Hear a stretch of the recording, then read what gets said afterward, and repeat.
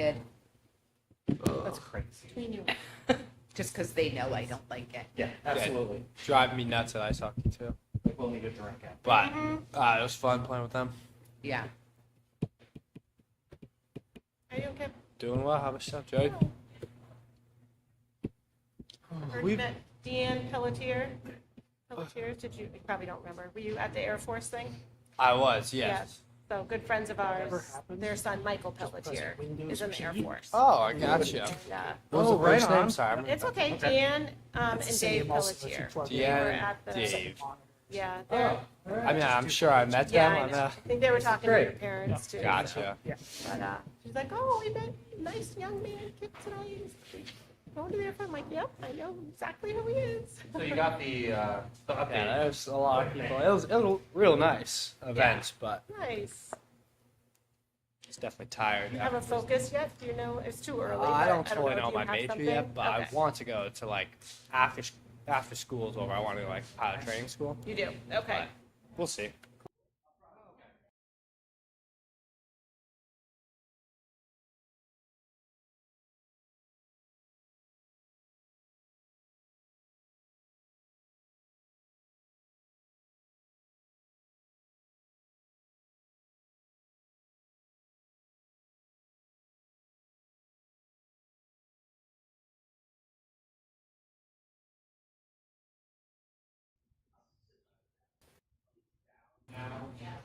Available, I feel like here, I but don't know. All right, do you want to come before vacation or after? Oh, she's coming. before would probably be preferable, but not that it makes too Send out much. the We have to Do you think either 21st. Hi. Tuesday? Wait, today's Tuesday, so either Monday, Wednesday, or Friday next week Others. Hello. Good. How are you? would be possible? Wednesday? Are you trying to schedule it? Yeah, exactly. You still agree? Jody, I the sent a block text green? to them changing the room. Do I have to do anything else? You say morning or afternoon? Best is between like 11 Yeah, and send it. 1. Oh, you just send them an email. Because both of us have study hall during Sent the time. email and I have a meeting at 10:30 on I'm over Monday. communicating now. Is that right? That's I have a proper meeting. amounts of Look at communication. Jim Rizicki right up here at the table. I know. How's it going? Starting out. Day, High class. until about It's a little kid's table. I have. Right here. I ain't making the top end high class. Yeah, absolutely. that Monday after vacation, or are you feeling? Meaning up for I'm that? amongst beautiful ladies. I So, think Oh, then we yeah. still Remember when Tuesday, Rob used to Thursday. be the backtrack? Yeah. Okay. But again, We were all looking at him like this. Weird, right? Yeah. yeah, Yes, exactly. about our, Joke, but yes. Just think that. Yeah, then we start getting into AP. Really? I have an AP exam. That's what I mean by bananas. Hey, Hey, I'm also okay with not I going. I'm fine with it. My AP exams don't. and you're like, I would like to go back. Let's just say walk in with an extraordinary amount of clothes in my arm. same problem. Same problem with AP. Oh my gosh, exams. there's lots of Do you small think children here. would Tuesday or Thursday next week work? Yeah, for all you? these Talbots pants.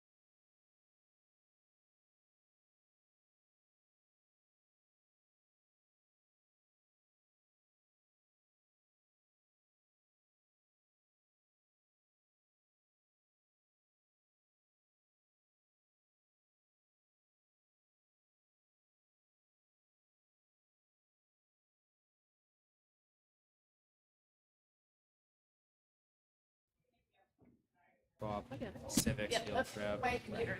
All right, guys. All right, is everybody ready? You're very ready.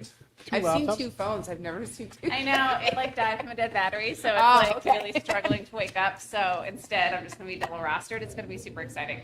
Okay, hi everybody. We're here for a 5:15 public hearing for the Hopkinton School Board here at Maple Street in Contiguous, New Hampshire. For the school district building repair and maintenance fund. I'm going to read aloud the actual public notice. The Hopkinton School Board will hold a public hearing on Tuesday, April 14th, 2026 at 5:15 p.m.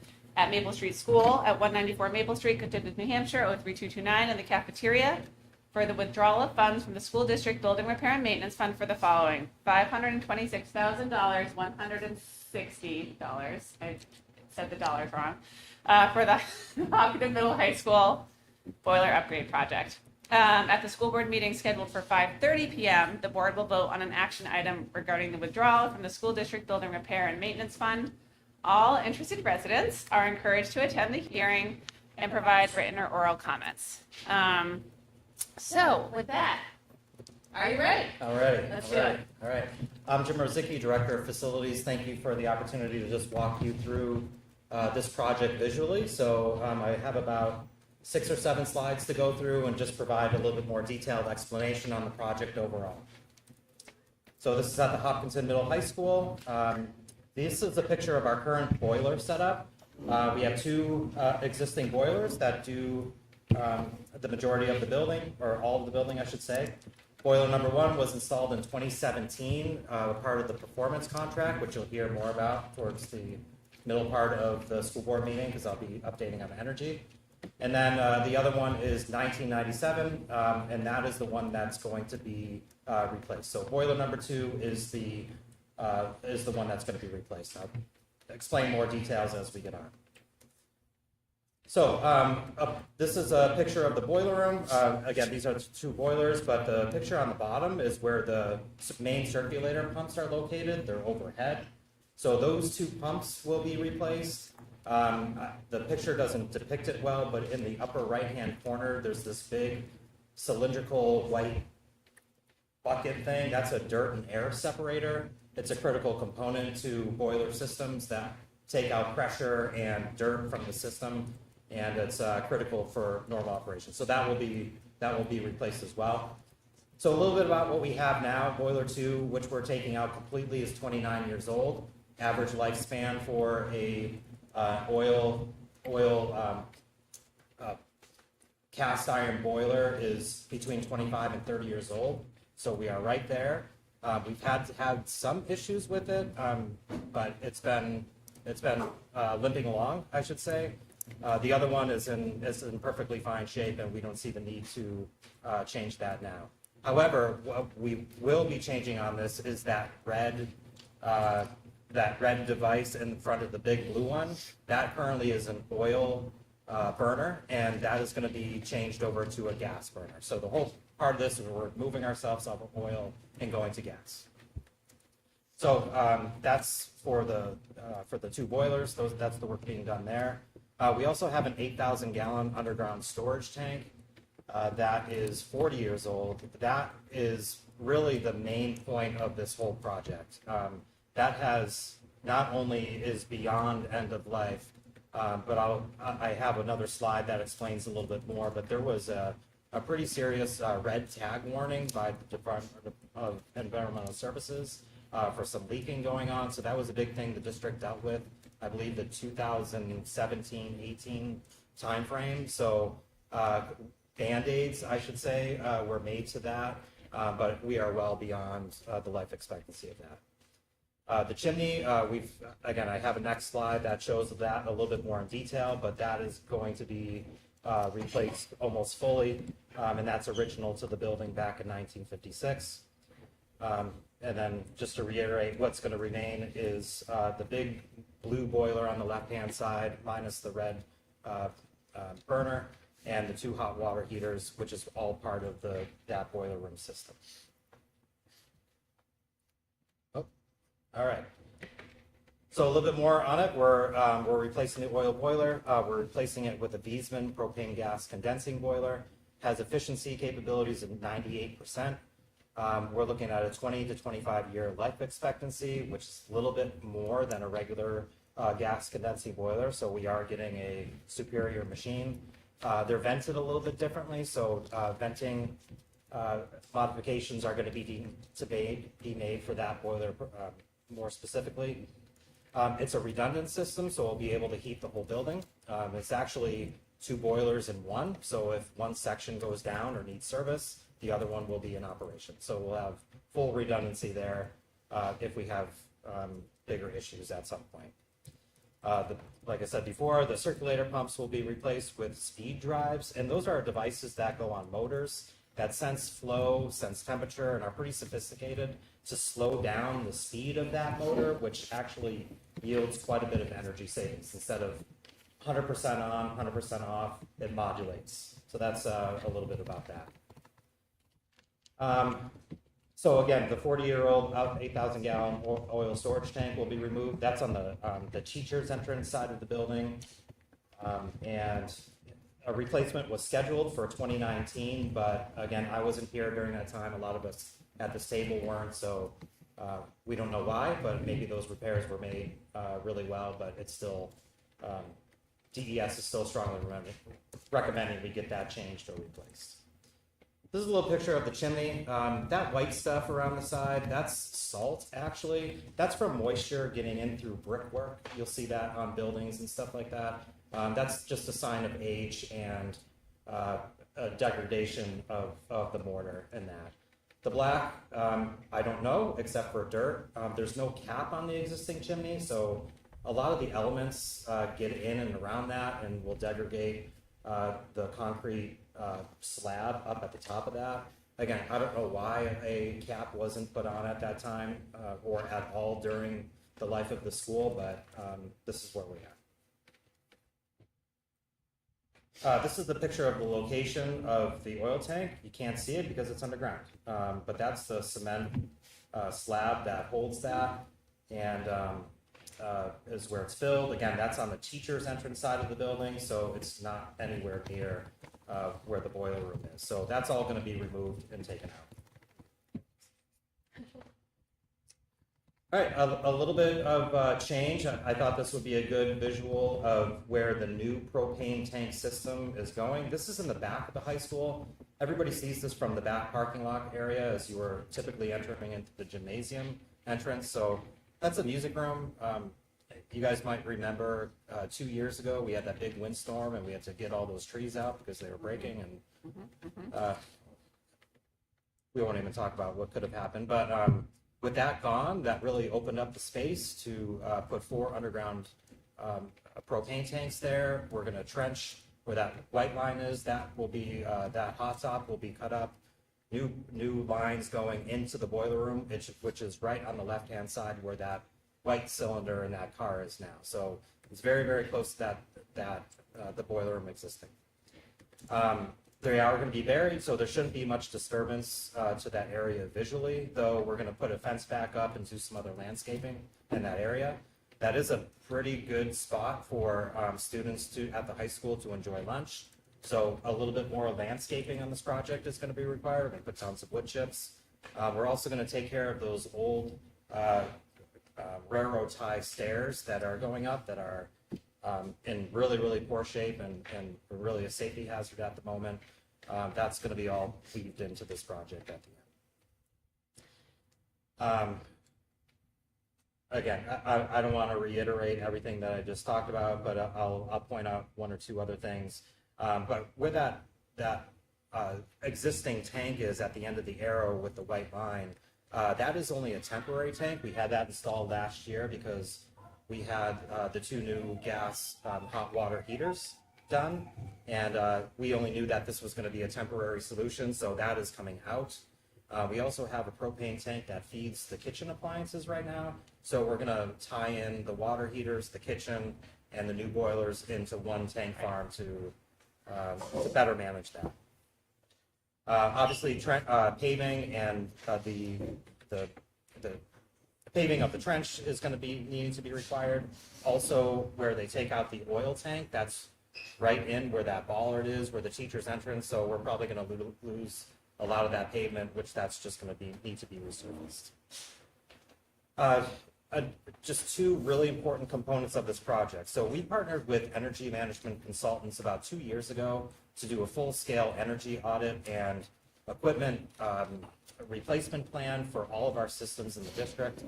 And this was a part of that. They not only provide that service, but they also do construction management of projects. So we are really anxious to partner with them for the mechanical portion of this project. So they'll be doing the pumps, the boilers, the gas lines, and anything mechanical related. So there will be oversight and management of all that system.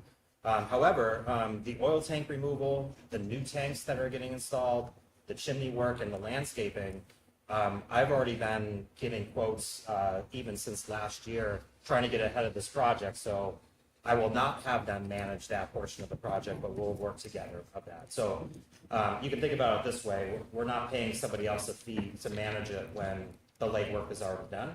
And that's the intention there. Just a really quick thing about the propane tanks. We in the CIP had talked extensively about owning versus leasing. Companies that we're with now are other companies local. We felt very, very strongly about continuing our partnership with HR Clough right down the road. They will provide those tanks for us, give us a spectacular deal on propane, but we're going to be using a lot of propane there, just like what we did with oil. I will explain that later on in the board meeting for the energy update, so you'll see some true numbers there. So we feel very, very strongly about continuing that partnership. And on to the juicy stuff. This is our financial breakdown. So all the mechanical stuff through AMC is a little bit north of 400,000, 26,000 and change for the oil tank removal. That also includes loaming and seeding over that area and doing quite extensive testing and paperwork needs to be done with the Department of Environmental Services. The chimney work, that is going to need to be rebuilt from the roof line up, so that's a new brick and mortar chimney top with a cap and the new liner installed. Propane tank installation, there is a fee there for connecting gas. And then we have our landscaping, which includes all the stuff that I talked about in the fencing and the paving around 16.9. We do feel like you may look at the overall number and be like the contingency may be a little low, but the way that energy management consultants works for the core mechanical project, they pride themselves on no change orders, so their price is what it is. They really do their homework, their legwork and engineering, so any other item that may be encountered over and above, they will eat that cost. So that was another benefit to us to go with them. So any sort of unspent funds that may be remaining, so we don't have to dip into the contingency at all, that will all remain in the maintenance trust account. Energy management consultants estimates we're going to gain about $25,000 a year fuel savings over oil. So that's pretty significant, and we're excited about that. Also, they're suggesting about $2,000 a year in operational savings. And what that really means is oil maintenance is more involved than propane. There's also, again, since we are an operating underground oil tank site, there are fees from the state of New Hampshire for getting our oil tanks inspected on a routine basis. Those can range, I think we pay like $1,500 a year.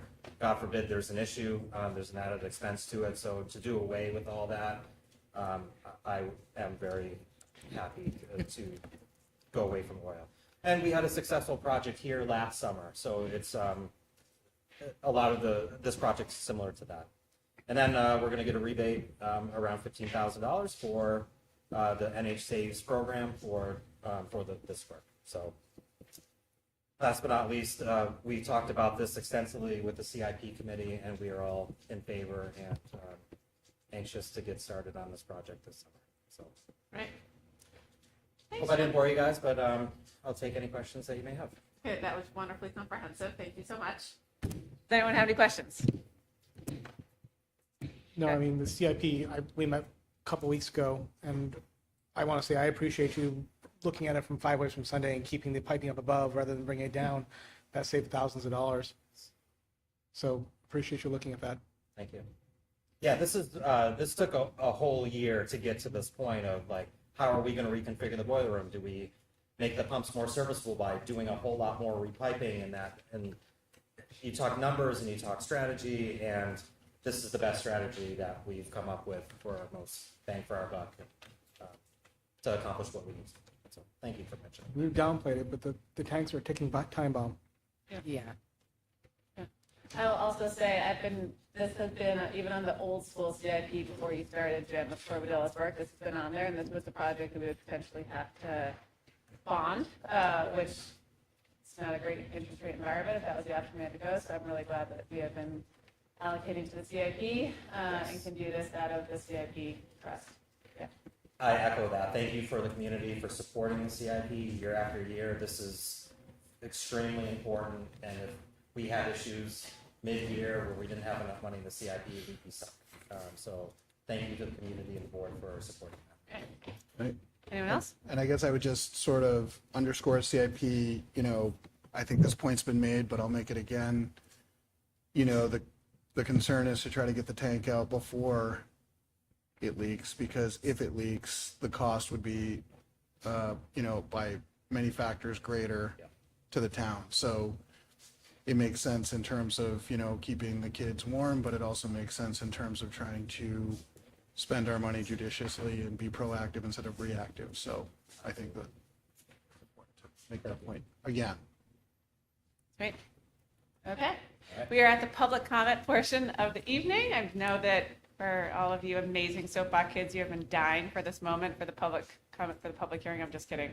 But if you do want to come up, you are more than welcome to. We ask you to state your name and address and try to keep your comments to 3 minutes. Okay, great. With that, we are going to close the public hearing. Are we good? Thank you, Jim. Thank you. Is everyone good to move on to the next? Because we've got some pretty great Maple Street School students. Yeah. Okay. All right. Okay. You ready, Alex? We're going to keep rolling? Okay. All right. Now we're done, and now we're starting again. Hi, everyone. Welcome to the April 14th meeting of the Hopkinton School Board. This is the regular meeting following a public hearing we had at 5:15. I'm joined here today by Jonathan Dunlap, Jonathan Cohen, Suzanne Carmichael. Andrea Folsom will be here around 6 p.m. She's currently driving down from the North Country. I'm Dulcie Madden-Lapoma, our superintendent, Amy Doyle, our business administrator, Laura Taylor, our director of facilities, Jim Rosicki. I'm not staying here. It's okay. It's great. You're here. Jody Condon, our board secretary, our amazing students, Lucy Beardmore, and future Air Force Academy student, Kipling Hedquist, and Alex Coe, who's running technology. If everyone could join me to say the Pledge of Allegiance, that would be great. I pledge allegiance to the flag of the United States of America and to the republic for which it stands, one nation, under God, indivisible, with liberty and justice for all. Okay. We have 3 sets of minutes to approve. One for the public hearing at our last meeting on March 31st, one for the regular meeting on March 31st, and one for the non-public on March 31st. Do I have a motion to approve all 3 sets of minutes? So moved. Second. Thank you. Any discussion? Sure. All those in favor? Aye. Any opposed? Terrific. Thanks, guys. We are at the first public comment portion of the meeting. If you would like to come up, please state your name and address, and we ask that you keep your comments to 3 minutes. We will have a second public comment portion at the end. Okay? Great. Lucy and Kip, what do you have for us today? All right, I'll start us off. I feel like it is a pretty busy time of year. I don't know if it's just because it's the spring of my junior year and it feels like there's a million things going on, but I think the whole school is pretty busy as well. So starting off, last week the juniors took the SAT. So the first half of the alphabet was on Tuesday, and then the second half of the alphabet plus the French exchange kids were on Thursday. I thought it went well. Staff, like faculty and guidance, do a lot so that it's not super stressful, and a lot of preparation ahead of time. They had like pump up music going on when we walked in, so that was interesting. And then everyone had like sort of motivational notes at their desk from the different teachers, which I thought was really sweet. But yeah, that went well. We're also sort of in the middle of prom planning season. So I think it's going well. A lot of work has gone into it on behalf of the prom committee. Right now, tickets are open to juniors and seniors. And then next week it opens to sophomores and any out-of-district guests. So yeah, prom is on May 9th at Mount Sunapee, and we'll have pictures at Cool Hill beforehand like we normally do. We're still looking for a DJ, kind of getting down to the wire here. So if anyone knows anyone, let me know. Also last week was the high school play. I embarrassingly had never been to a high school play, but I was very happy that I made it to this one. It was really good. I was super impressed. It was A Wrinkle in Time, and there was only like a dozen or so actors and actresses, but I thought they did a fantastic job. Clearly a lot of work went into it, both on stage and sort of behind the scenes, so it was really enjoyable. And then looking ahead on Friday, or I should say on Thursday, Kip and I are visiting Harold Martin School, so looking forward to that. Talk to some of the kids, and then I'll be meeting with a group of third graders as they're launching their composting program next week for Earth Week. So we're going to sort of plan out, I think, an assembly, go over how best to sort of market that to the rest of the students. And then on Friday, right after school, we've got the clothing swap, so Maple Street School and high school environmental action club joint clothing swap. I strongly encourage people to donate if they have clothes that they're looking to clean out. We got donation bins all around town and at the schools. And then right after the clothing swap, there's an underclassmen dance, so that should be fun. Right back to back. Yeah. Awesome. Thanks, Lucy. Lucy always does a spectacular job, so I'll try and keep my thoughts as on topic as that. So I just want to say, Jim, thank you very much for your presentation. That was incredibly helpful as well. I do want to point out that having a chance to travel around to a lot of different schools, be it for sports or a lot of math team and other clubs that I participate in, our school is one of the best maintained schools that I've seen in New Hampshire. And you see like some of these statistics and numbers, and it looks like we're either falling behind on something or have so much work to do, but I feel like that's just the nature of such a large building, and addressing them in a timely manner is incredibly helpful, and we don't have these schools that frankly sometimes look a bit run down and stressed, so we appreciate that. On the topic of sports, thankfully we have a sports team, unlike some of that's being questioned from other schools across the state. But both lacrosse teams won their first game. Softball won their first game.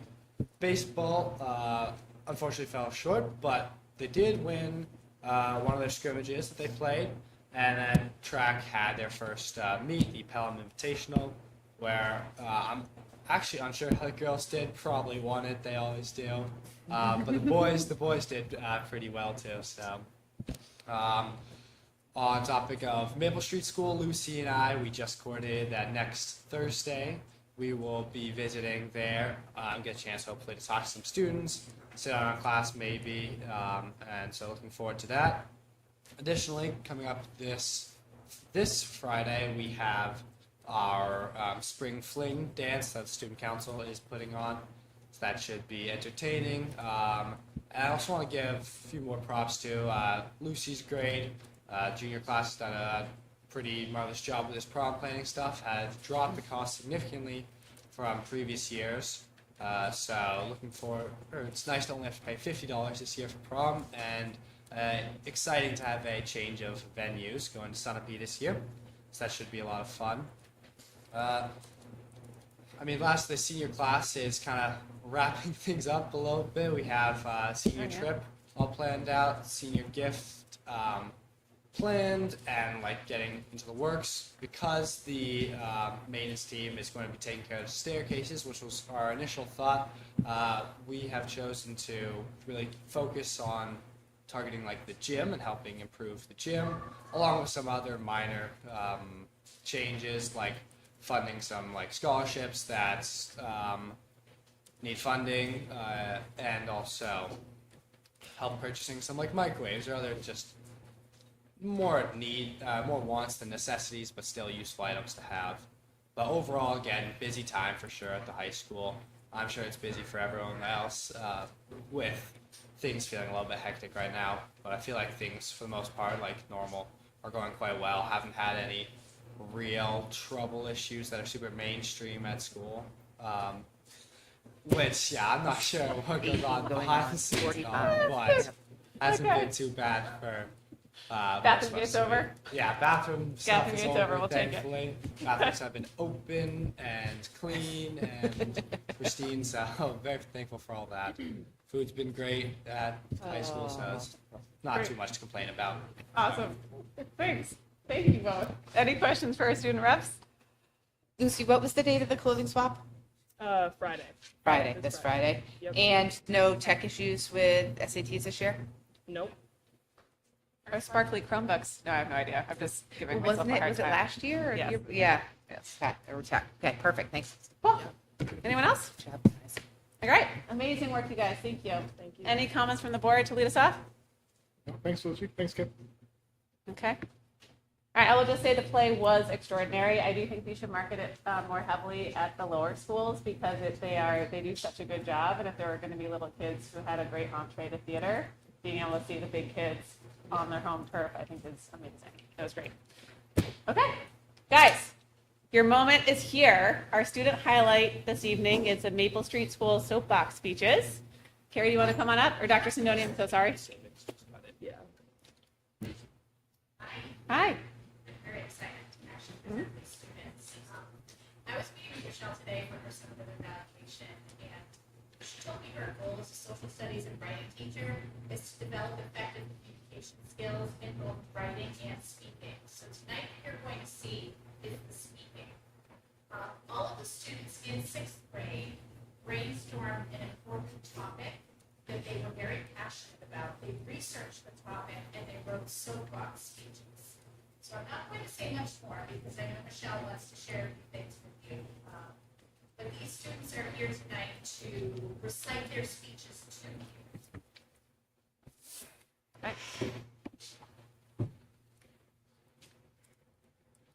Yes, I am Michelle Bickford, social studies and writing teacher in the 6th grade, and we've had the fortunate opportunity to participate in Project Soapbox. It was originally introduced through New Hampshire Civics and the Challenge, and the speeches that the kids all wrote ranged from homelessness to mental health to more recess. And we're very proud to say that Tori Perry became one of the finalists for New Hampshire. Wow. And we're still waiting to see if she will participate in the national competition in Chicago. She was a 6th grader and then competing against 11th graders and 9th graders, 8th graders, so she was by far the youngest and did an amazing job. So we're waiting to hear back on that. We should hear back very soon. And as Carrie said, my biggest goal is to give my students a chance to be heard and to make change. They can make change even at this young age. So these wonderful people back here, they're going to introduce themselves. And we have one person especially dressed up in his hat. I said, if I'm dressed up means I need to wear my Texas hat, so I can do it.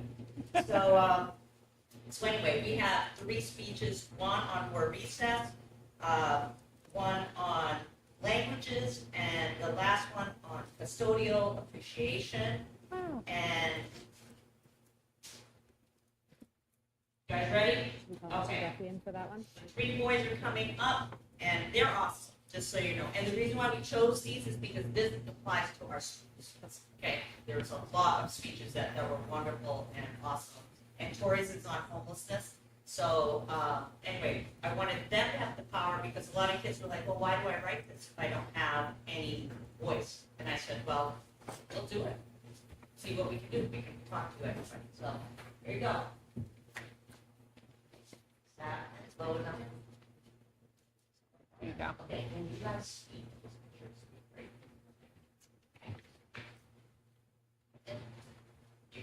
Sorry, get right up close. Do you remember staring at the clock in school, not being able to focus on the test in front of you because of how tired you are? Well, that's why we're here. Hello, our names are Dale and Bruce, Cole, Nancy, keeping up.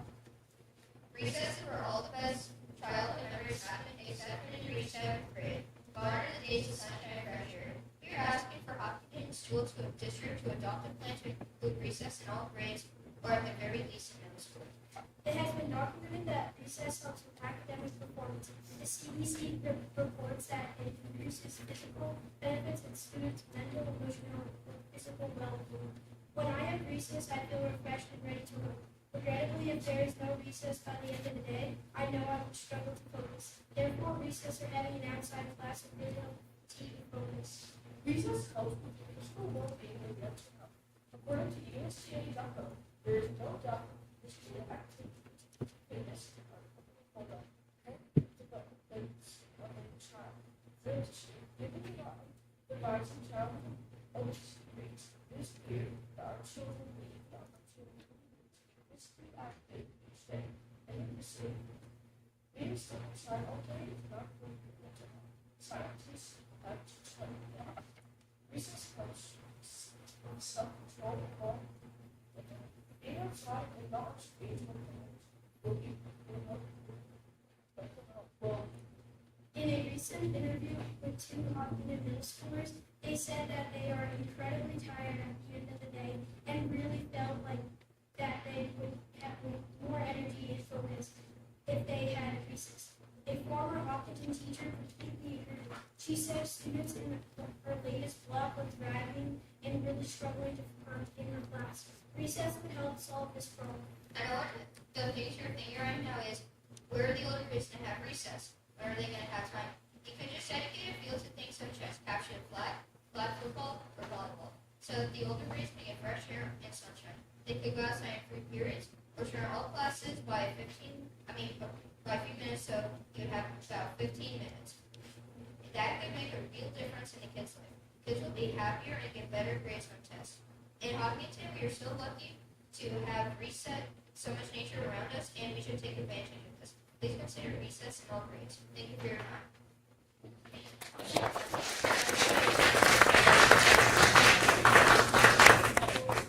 Hello. Okay, do you want us to ask questions, or what should we? If you want to, Any questions? like one or Couple, two. yeah. If- Okay, great. Yeah, I've got a question. I think you boys did an excellent job. It's not an easy thing to speak in public, and I think you guys did a good job. It's a brave thing to do. How did you choose your topic? Well, I was just thinking of the journal, was like, this thing is so hard. Trying to focus, trying to fix it. Like at the end of the day, Just an energetic and athletic person, and I just want some energy to get out during the day where I would just have way too much energy and I couldn't focus. Knowing that in like our last year at Maple Street, it's kind of like sad that we would thinking of like we wouldn't have recess at like the middle school or anything. So like we should take advantage of it. And then I just thought we should recess. Yeah. also I have like a lot of stuff after school. So if you were doing my first thing to have a recess or like a time outside. Well, I will say my son is in his first year at Maple Street, and it was a big transition going from Harold Martin to Maple Street in terms of recess. So I very much agree with your points. Awesome. Any other? One more? How'd you choose your evidence? Because there's a lot out there, right? Like, how did you decide what you were going to include? Part of it is Miss Bigford gave us some evidence already, and the other half we worked for ourselves. Look at Love.org. Yeah. We have to do lessons on authentic sites, and then for some interviews. And Colin had a whole section on evidence. Yeah, he gave Right. oral attributions, varied sources. Yeah. This English teacher approves. That's great. Well done. I think we could ask a lot more. You guys, this was great. Thank you. Thank you.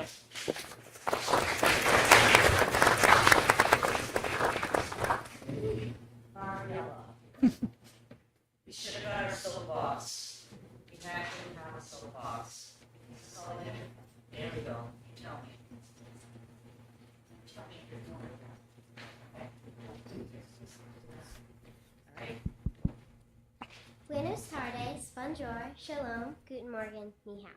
I just said good morning or hi in 5 different languages. In fact, that is what my whole soapbox speech is about. Good evening. My name is Mariella Paquette, and today I'm here to talk to you about a problem we have in Hopkinton, and frankly, all over the United States. We need to start teaching languages to kids when they first start grade school, in kindergarten, and throughout elementary school. Some reasons why I think this is such a big problem are when kids get older, they may choose to stop speaking their chosen language that they want to learn. But if you have kids start learning when they're younger, it is more likely that they remember most of the things they've learned about that said language and travel the world. When you teach something to younger kids, it's just something that's part of their daily routine. They wouldn't know anything different than not having to learn their language as a part of their school day. In Manchester, there are schools where kindergartners are learning either French or Spanish, and their teachers speak Spanish and French all day to them. These young people are learning to speak a different language on top of English too. I'm so jealous of these kindergartners, because I would have wanted to be taught a different language when I was young and speak it all day long. Unfortunately, I don't have a time machine, so I can go back in time and learn language in kindergarten. So instead, I take it as my job to get teachers to teach a different language in Hopkinton. Another idea would be to teach American Sign Language. Think about the people who have family members that are deaf. They have no way of communicating with their family if they don't know sign language. If it's possible, I want to add sign language as another option for kids to learn. That way, if your kids didn't want to actually learn a language where you have to speak, they could just learn sign language. Kids with deaf family members, or even community members, would really benefit from having their kids learn a little bit of sign language so they could actually talk to each other. Imagine a world where nobody could talk to anybody except people who knew their language. People would just stay isolated in their country, and when they did choose to travel, they wouldn't be able to communicate with the people working at the airport and the hotels they wanted to stay at. I know that's what we have English for, but trust me, it's a lot more fun to learn a different language than just your own.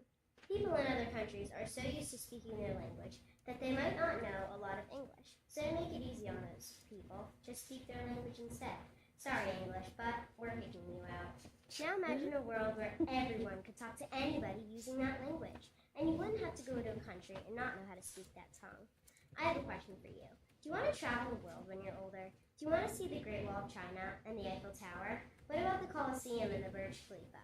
Well, if you want to come and explore and see the world apart from just your country, then kids are going to have to learn all of those languages so they can communicate with people from other countries. Now, I'm not saying that every single kid in the whole entire world should learn every single language that was created. I just want them to learn a language of their choice and be happy learning their chosen language earlier in life.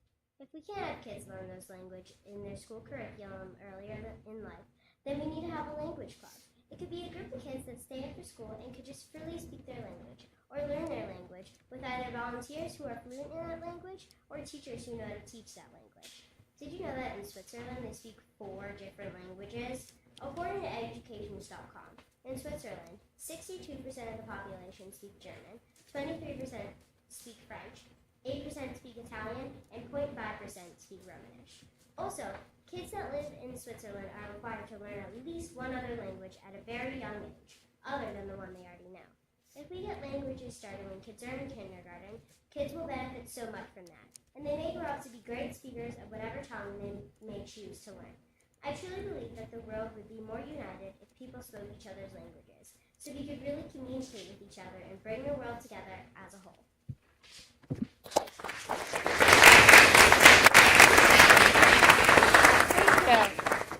Couple questions from the board. So what language do you want to study next year? Spanish. How'd you pick Spanish? I just figured a lot of people use it more around the world than French, and I figured if I kind of want to see parts of the world that I think it would be more convenient for me to learn Spanish than like French or German. No German? No speaking English? Amazing. Well Anyone done. else? Great. Have you practiced learning any languages thus far? I do Duolingo. You do? Yeah. Wow. Sometimes, and my dad's. Well, that's lucky. I think that if you learn languages when you're younger, you can also pick up a native accent much more fluently than if you learn later in life. So that's also an advantage. You can sound like a pro. Cool. Thank you. This is wonderful.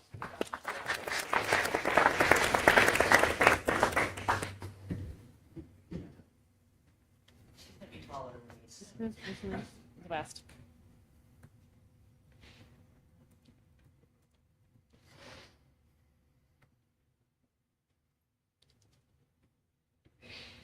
Do your kids go to a well, clean, educated school? Well, I know I do. We all do here in Hopkinton. You notice I stuck the word clean into my first sentence? Well, that word is related to wine here. Here's a weird word. One word, 4 vowels, 2 S's. You guessed it, custodians. Us kids wake up, go to school, do work, make messes, but you really just stop and think, who picks up those messes? Who wakes up before us? Who goes home later? Can someone tell me who? I'll tell you who. Custodians. I think custodians should get more credit, and here's why. A few days ago, I walked into the school bathroom. I looked around, and I saw water splashed all over the mirrors, a pile of soap on the ground, toilet paper everywhere in the stalls, and worst of all, used wet paper towels on the floor right next to the trash can where people don't even have the respect to pick up the used paper towel and throw it in the trash.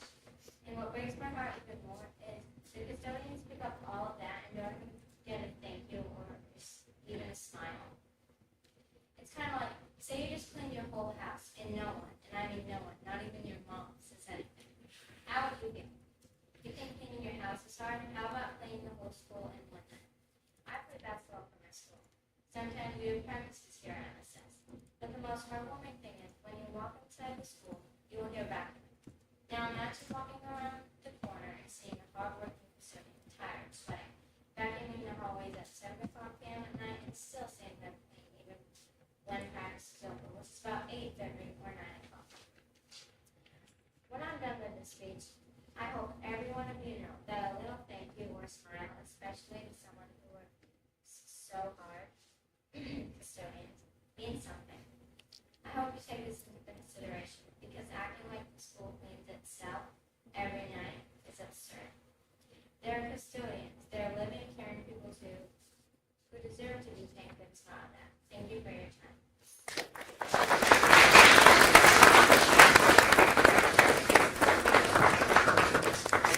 That's great. Any questions? We wish we had Dave here. I know. He's the best. So, Have you shared that with any of our custodians? I feel like, yeah. Jim was listening pretty carefully. Yes, that was lovely. Best board update ever. Yeah.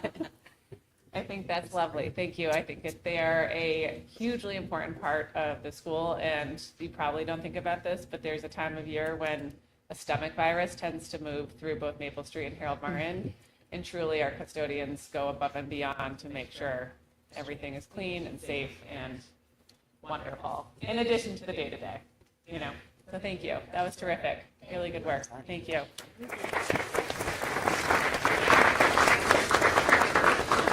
All right. Any other questions, or do you want to take a picture? That was amazing, you guys. I cannot believe how much you put together, the sources that you put together. I think your writing was exceptional. I think your speaking and enunciation was exceptional. And it is pretty scary, I think, to get up not just in front of your parents and your siblings, but also in front of a board. So really good work. I'm really proud of you. Okay. Is it okay if we take a picture with the kids? Parents, is that okay? Ready? Okay, come on up.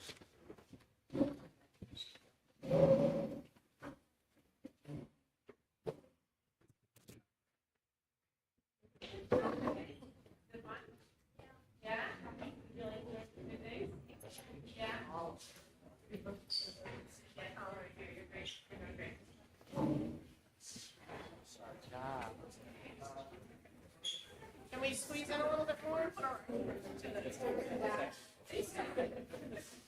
Good. I have my camera. 3, 2, 1. Good job. All right. Great job. Thank you.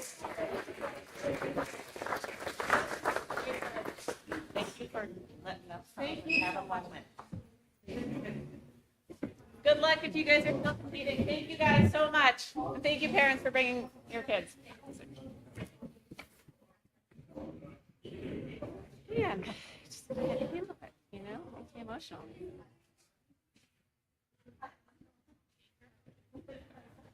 Oh, me. Weird out. Yeah, it's a bit. Maybe West, Yep. with Montana. Shouldn't have told that joke. Nope. Being recorded too. Lucy, what's your streak on Duolingo? What's your streak on Duolingo? 680 days? Something like that. Great. What is this streak on Oh, Duolingo? thank you, What is Alex. that? Right. Do it Thank every you. day. Yeah. Oh, doing, like looking at it every day? All right. Guys, that was pretty amazing. I love hearing from our students. Thank you for making that happen. SAU team. Okay. Okay. Now, we had a public hearing right before this meeting at 5:15 to talk about withdrawal from the CIP for the purpose of the Hopkinton Middle High School boiler upgrade project. I'm going to make a motion. If we get a second, we can discuss and then go from there. Sound good? Should we, well, Yeah. Do we have a motion to approve a withdrawal of up to $526,160 from the school district building repair and maintenance expendable trust fund for the purpose of the Hopkinton Middle High School boiler upgrade project? yeah, so moved. Second. Great. Okay. Any discussion? What are our thoughts on this? Needs to be done. Yes. Yeah, it is a priority. It's why CIP was invented. Yep. It is a priority. I think Jim, sitting in the corner, did an amazing job putting together the presentation. I welcome the public, if they're just watching this part of the meeting, to go and look at the presentation, which will be made available online.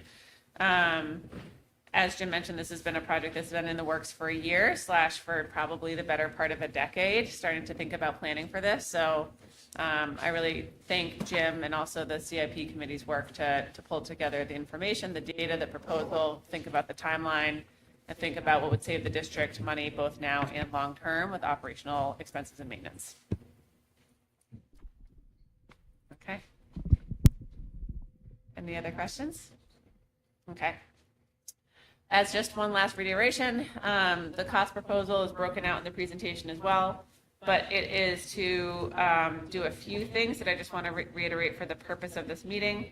It is for not just it is for the actual core mechanical project of actually replacing the boiler, moving it to a propane gas system, for the oil tank removal, for the chimney work, the propane tank installation, and then landscaping, paving, fencing, which will take care of a couple different places in the school, and then also a contingency. So all that said, any other questions, thoughts, concerns? Okay. Are we ready for a vote? Yep. Okay. All those in favor? Aye. Any opposed? Okay, great. Okay. Follow-up discussion. So I just wanted to speak to you briefly about a request to waive the bid requirements on policy DJE, which is bidding requirements for the construction management portion of this project. DJE says regarding this, all purchases between $25,000 to $74,999 may be made in the open market. When possible, these purchases shall be based on at least 3 competitive quotations or prices. All purchases shall be documented and completed after careful pricing. The reason I bring this to your attention is that we would like to go with energy management consultants for the construction management portion of this. Jim did speak with us earlier that EMC will be doing the mechanical portion. They bid out, they follow all of our requirements. It's this construction management portion of it that I wanted to bring to your attention. A couple of years ago, we brought EMC in to do a municipal lease and to do that work. One of the projects was this boiler project. So it made sense to essentially bring them into the boiler upgrade as we started talking about it. But then I realized that we need to get a formal vote really to waive that requirement of 3 competitive quotes if EMC is going to move forward with this job. We have no contract in place with them right now, but we have verbally, discussed obviously this work with them, and they have done some work for us. In addition, they will be doing some engineering, and it will take some of the work off of Jim as he manages both the security redesign and the boiler upgrade this summer. The pro of going out to bid certainly would be that we would be following the district policy of DJE. I do like to think that this is an extension of the board's vote to work with EMC on the mechanical lease and on that mechanical work with the upgrade. But to get a formal, my request to you is to consider a motion to waive that policy. Okay. So do I have a motion to waive the requirement for 3 competitive bids for policy DJE in order to award the construction management portion of the HMHS boiler upgrade project to Energy Management Consultants, also known as EMC, for $45,423? Yeah, so moved. You need a second? Yep. Yeah, I Okay. second it. Any discussion? I'm just trying to process. So, sorry, what I'm hearing you say, Laura, and what I heard Jim say, it basically they're going to do most of the work, but the project management piece, it doesn't necessarily make sense to hire an additional company who may come in at a lower bid, but maybe not much lower, to then kind of orchestrate the work that we've already contracted this company to do, EMC to do. We've talked with them to do it. They've already started planning and thinking about it. And what it would look like, Suzanne, is essentially if we had to put a bid, request bids, doesn't meet formal bid requirements, right? If we had to request bids for the construction management at this point, then that CM would then get quotes, and then they would have to do the bidding on boiler projects. It could delay everything. And it would be that 45,000 essentially of a management, kind of like what we're doing with Triple. You know how Triple is construction is our our construction management. It would be like that. So that represents about 10 to 12% of the overall, their portion of the project? Yep. So the overhead, the management portion is 10% of the project? Yes. Of their slice of it? Yep. Yep, they came back to us and said specifically their construction management engineering work would be about $45,423 out of the $408,777 they quoted. I've worked with the EMC in the past, and at CIP we talked about this a lot at the committee. They do wonderful work. We have Hopkinton has worked with them in the past, and so we would look to do that in this instance as well. I just wanted to, bring it up because I know that policy is in place. Yeah. And we had done, in the process of starting to work with energy management consultants, it was at the time the Energy Management Committee did a pretty good amount of work looking at similar contractors, doing diligence, calling references to basically ask about the quality of EMC's work. Because we knew that, like, hopefully we'd be able to work with them on a project. And when you work with a company like that to scope and think about, when you think about scoping projects like this, it was because we were hoping that with such a high reputation on delivering what they were asking for, that this would be a great place to build a long-term partnership with. It makes sense to me, and I understand something that Jim said about they stand by their quote, which I've never had that extensive work done on my house, but that's not the norm when you have work done. And so I do appreciate that. I have concerns in terms of we have policies in place to protect, us and our taxpayers. So I understand why, in this sense, like, it makes sense, but I'd like us to perhaps moving forward really try to adhere to the 3-bid policy. That's fair. Okay. Laura, any issue or any fear that if we broke out construction management from EMC, that they're all in, not to exceed number would change? Like we'd lose that protection? Oh, good question. If we broke out the EMC construction management portion of the project, at this point, I'm not sure if we would actually be able to find another CM that would be able to do it, working in conjunction with EMC. So then it would probably, Jim, correct me if I'm wrong, it would be you that would have to manage it. Correct. Right? You and I would have to essentially take it on ourselves versus using EMC to do that work. And we'd have to pay them, the differential for work that they've already done, but we'd take that 45,000 out and we'd have to manage it internally. So is So is the downside to following the policy that if we ask for 2 other bids and we can't get them, that nobody can manage the project? Yeah, Wouldn't they be- That we would I have to think do it at this internally?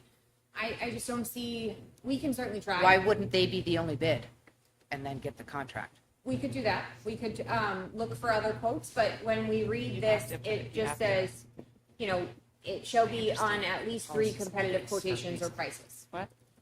But yeah, but you have to go out and you basically have to like, I understand how it works. Yeah. I just recognize that we have a policy, and when we start, we took a lot of flack with the redesign.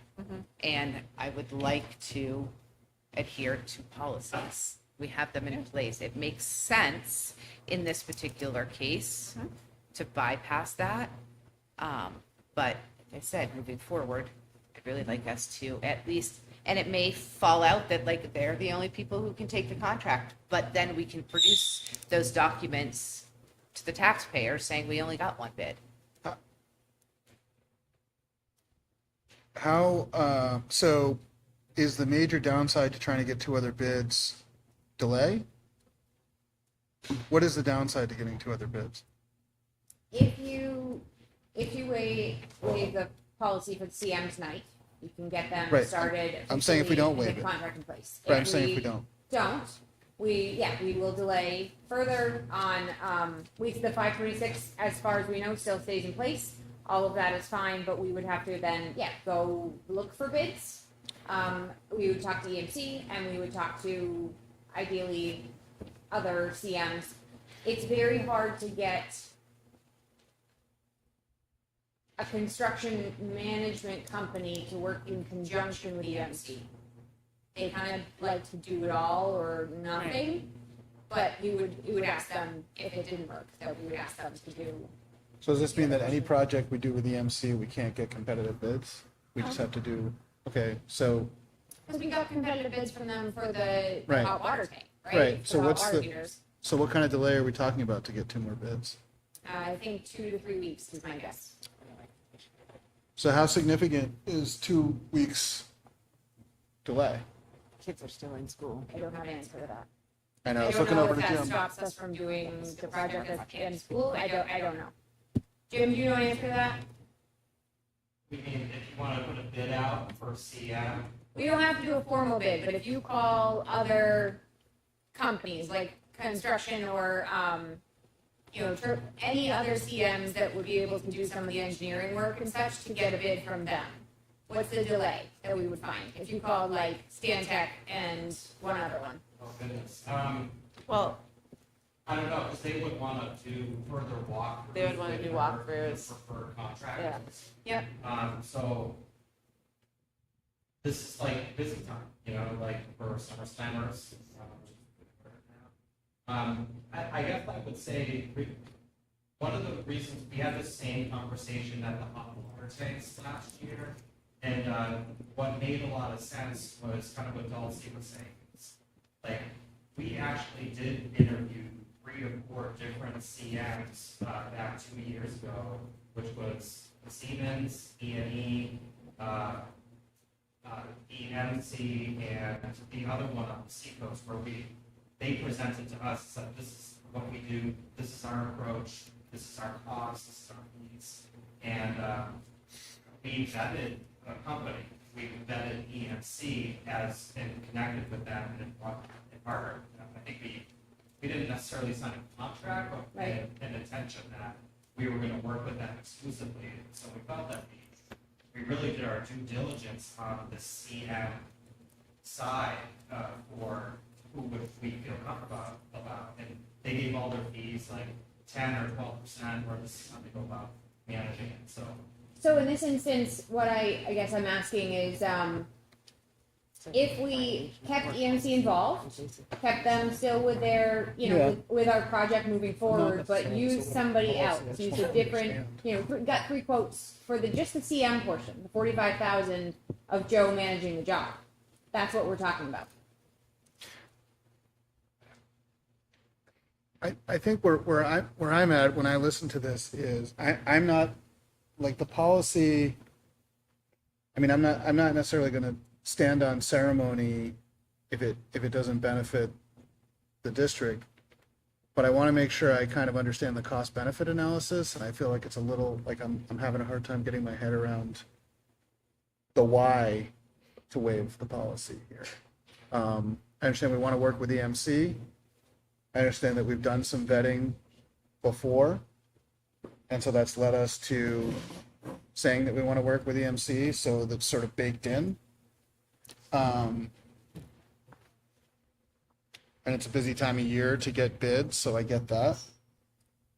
I just want to make sure that we're clear on the messaging as to why it is that we're waiving this policy that we have, presumably for a reason, to make sure that we're being diligent in the spending of the tax dollars, that there's a good reason for that.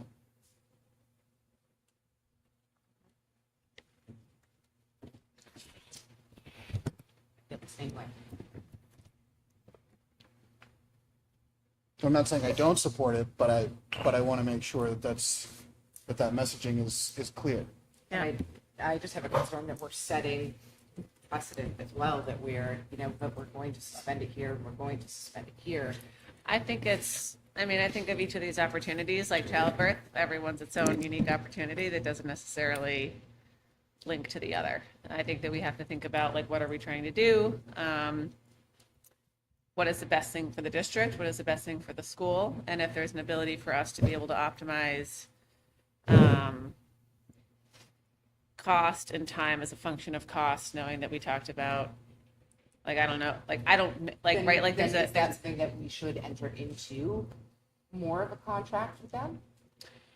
I think that, Because it doesn't sit right with me that we've unofficially kind of promised people work I don't without.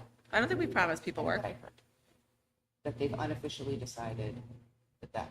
We have no contract with Energy Management Consultants. I understand that, but it seems like there have been some conversations about working with them, and they've been vetted, and I appreciate that, but every time we start this process, every time a new project, then unless we enter into an extended contract, don't we have to start it over to do our due diligence?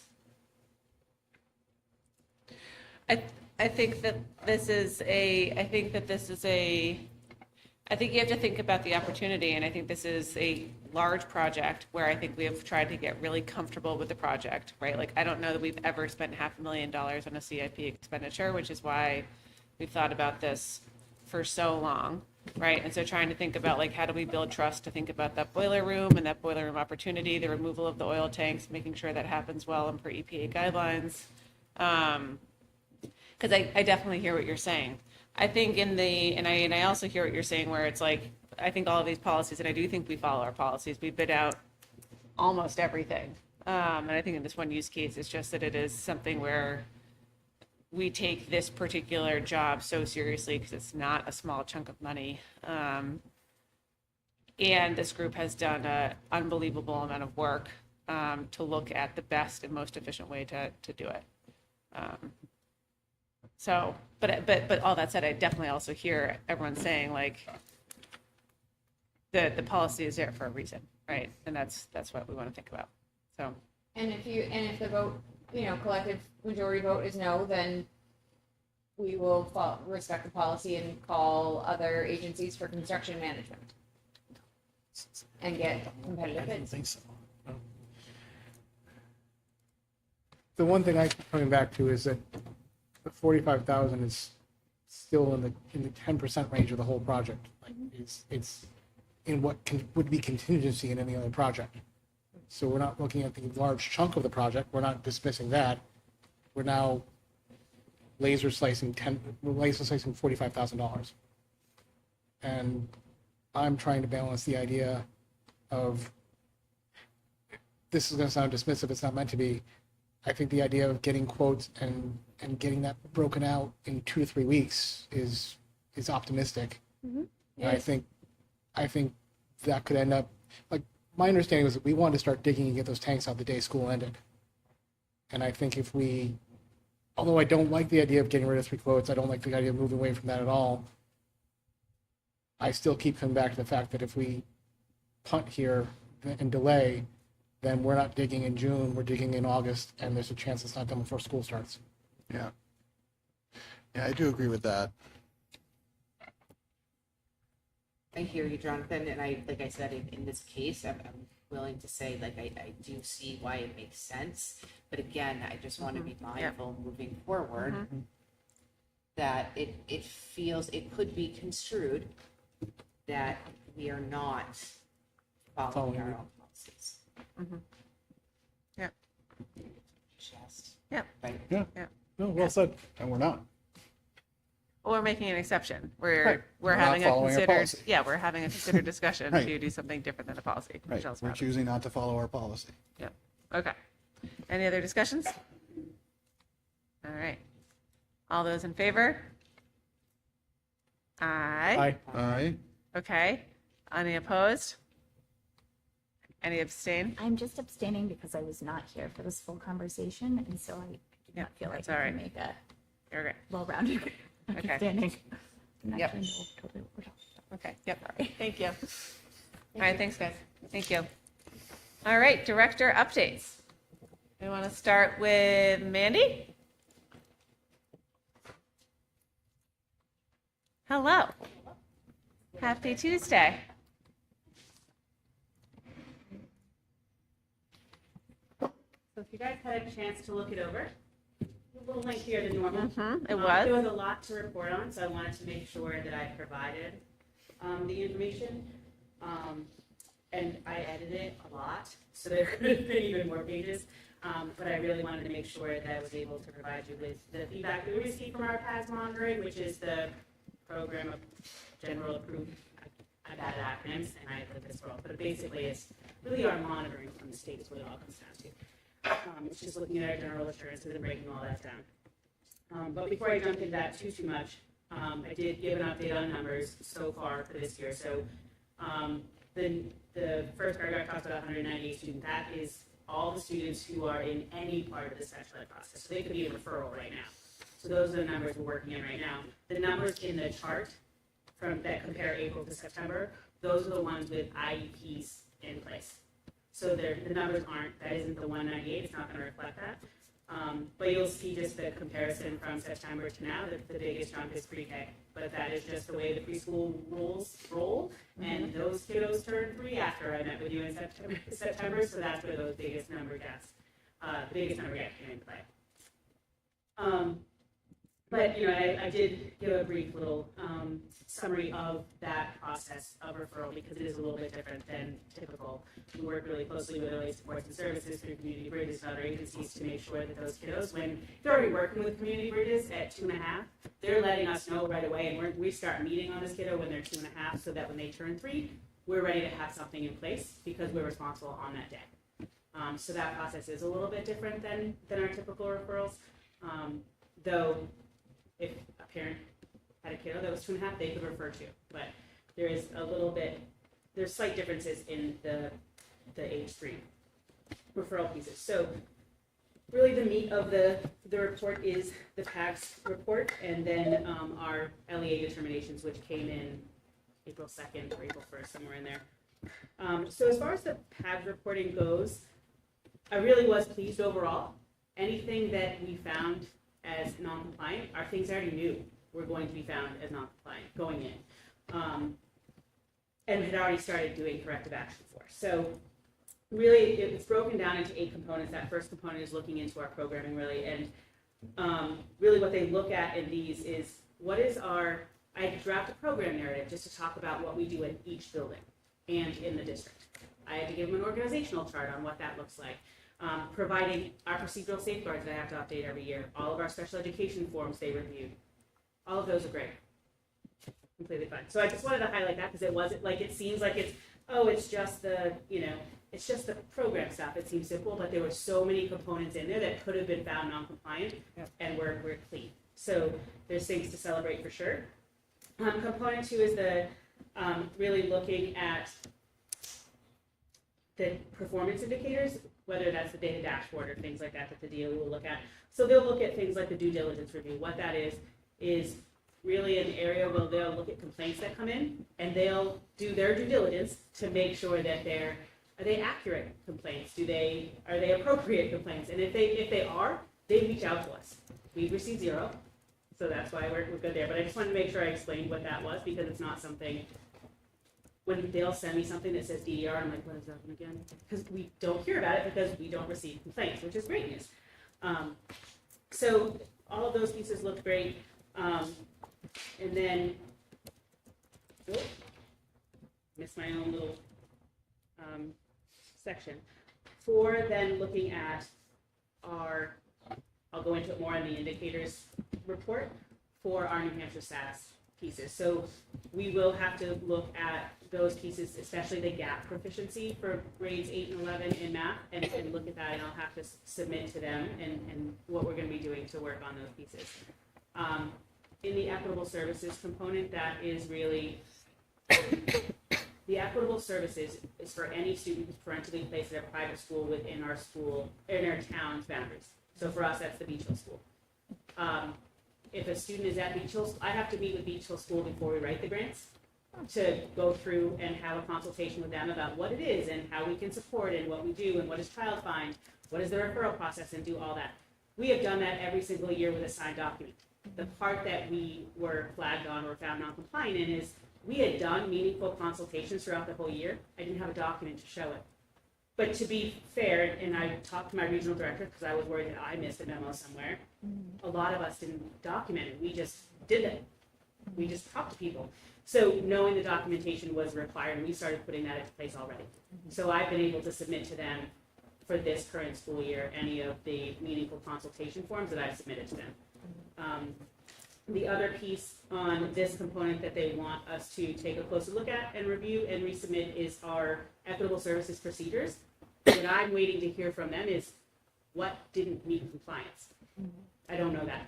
And to be transparent, I reached out to another district who has already gone through this process, and they shared their equitable services procedures that was approved. I used that template and their template to create ours, and they matched. I mean, not word for word, obviously, but every component matched. So I don't know where yet.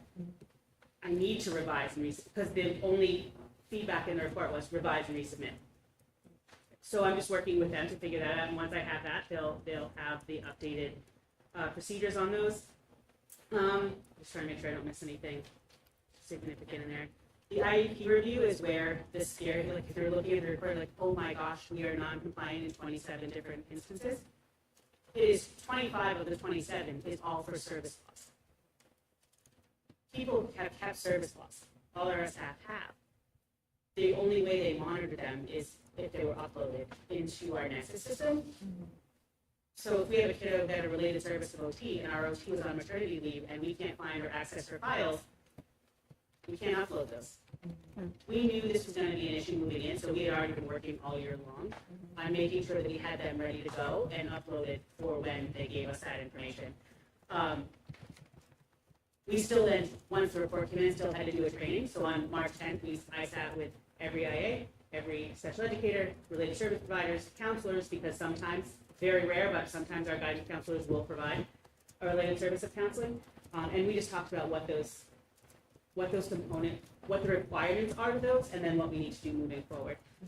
They have indicated we don't need to upload every single service log every single month for every single kid. It's a lot. It seems like it's a simple thing, but it's time consuming when you have to log out of one, get into another, upload. It's just a lot of time. We do not have to do that. We just have to have them readily accessible. So when they send us another round of what's called SASIP numbers, or the student identifiers, we just have to upload what they're asking for and show that we're making that corrective action over time. So we've already started working on those pieces. And then grant reporting, again, we already knew there was going to be some, and there was some, when Michelle was here and then not here and things like that, there were some issues there. And again, this is where I'm working with the DOE and said, hey, you want us to tell you what our procedures are, but what are you looking for? So once we have that information, we'll develop that and submit it. So as far as corrective action goes, easy. And now it's just maintaining that, especially the IEP components that were flagged, and just making sure that we stay on top of those and put those into place. As far as the progress reports, Jeanette and I started working on that. The first progress report was due in November. Her and I went through every single IEP student to make sure a progress report was uploaded. Okay. They were done. So those are the pieces that we're putting together to make sure that we're just monitoring that on our end over time too. So that was, again, it's disappointing to have the non-compliance, but it's all fixable things that are easily fixable, and we can continue to grow and work from. Component 7 and 8 were really just, they were, 7? No, 8, I'm right. It's been a long day, I apologize. Was really, they did some staff surveys, so we had to send them a personnel list of every single special education staff, contracted and otherwise, with their certifications and all that. They then, and emails, they then sent surveys to every one of those staff members and got feedback from them. Not every staff member responded to the survey, but really the biggest takeaway from it is just relevant training and increasing those opportunities for that professional development.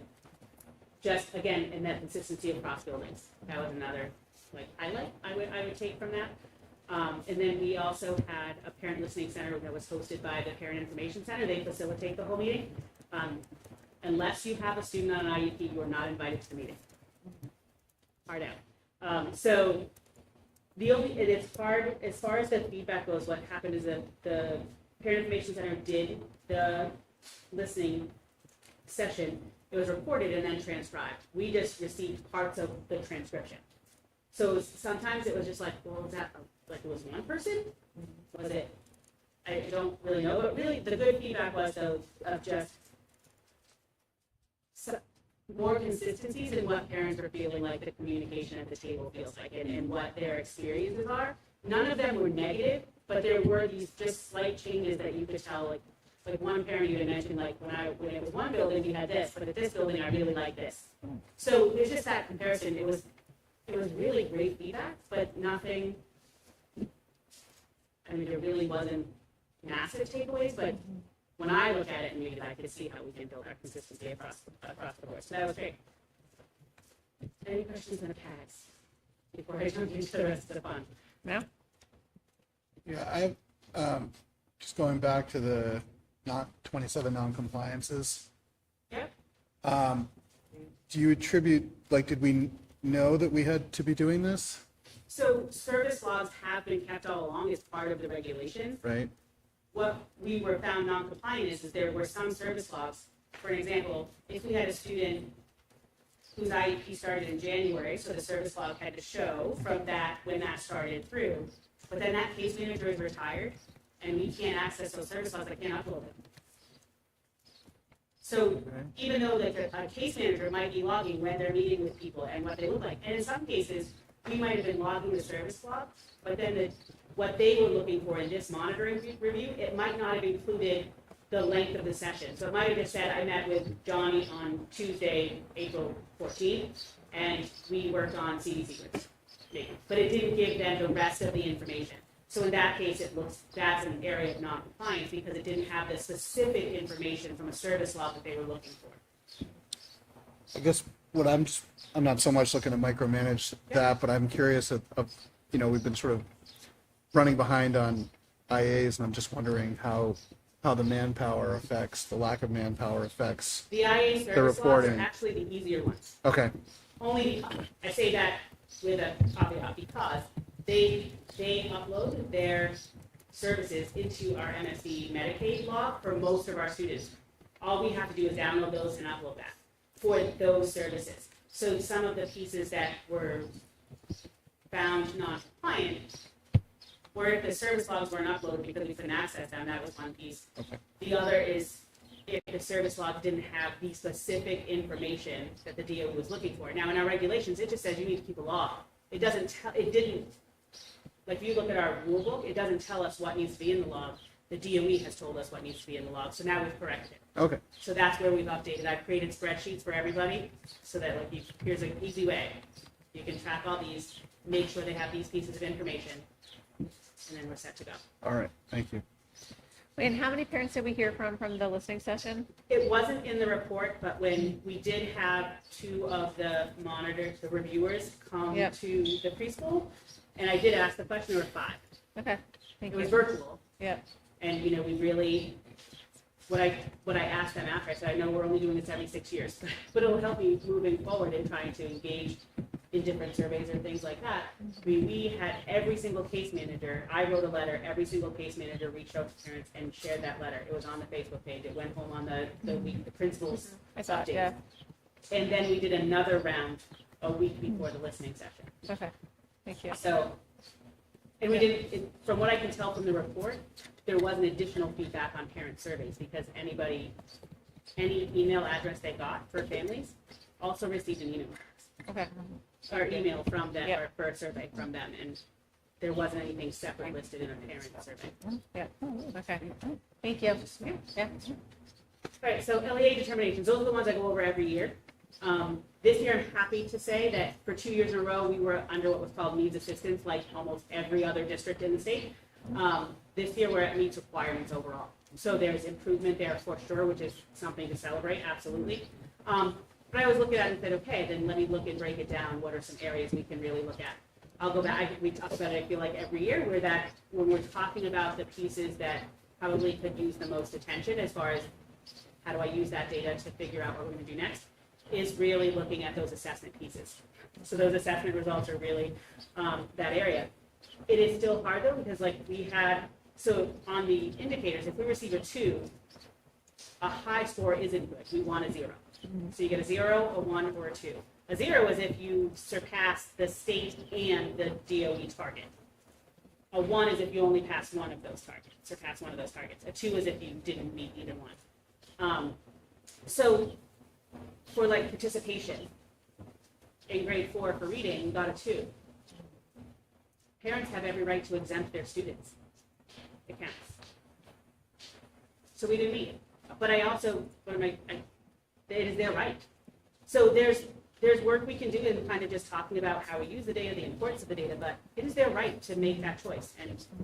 But so for me, I feel like I need to pay attention to it. Are there, is it patterns or anything like that? Right now, I'm not seeing anything. Like I don't know how much movement I can make there. But really, what I'm excited to, the biggest part of it, I'm trying to look at my document at the same time. When that assessment piece covers so much. So it's participation for grade 4, grade 8, grade 11, in math and in reading, all separate scores. Then they talk about students with disabilities who meet proficiency levels. And then they break that up by grade level, by reading and math. So reading grade 4, reading grade 8, reading grade 11, math grade 4, math grade 8. We scored a 0. We met both state and DOE targets for the percentage of students on IEPs who meet proficiency. Right. Great news. Right? Still work to be done, though, on the proficiency gap that I feel like I talk about every year, where it's that the percentage of students without IEPs who meet proficiency, the percentage of students with IEPs who meet proficiency, and the difference between those two. But I'm happy to report, grade 4, met target both reading now. Right. Get a 0. So that's really, something to celebrate. And then there's work to be done in grade 8 and grade 11 and understanding where some of those gaps are coming from.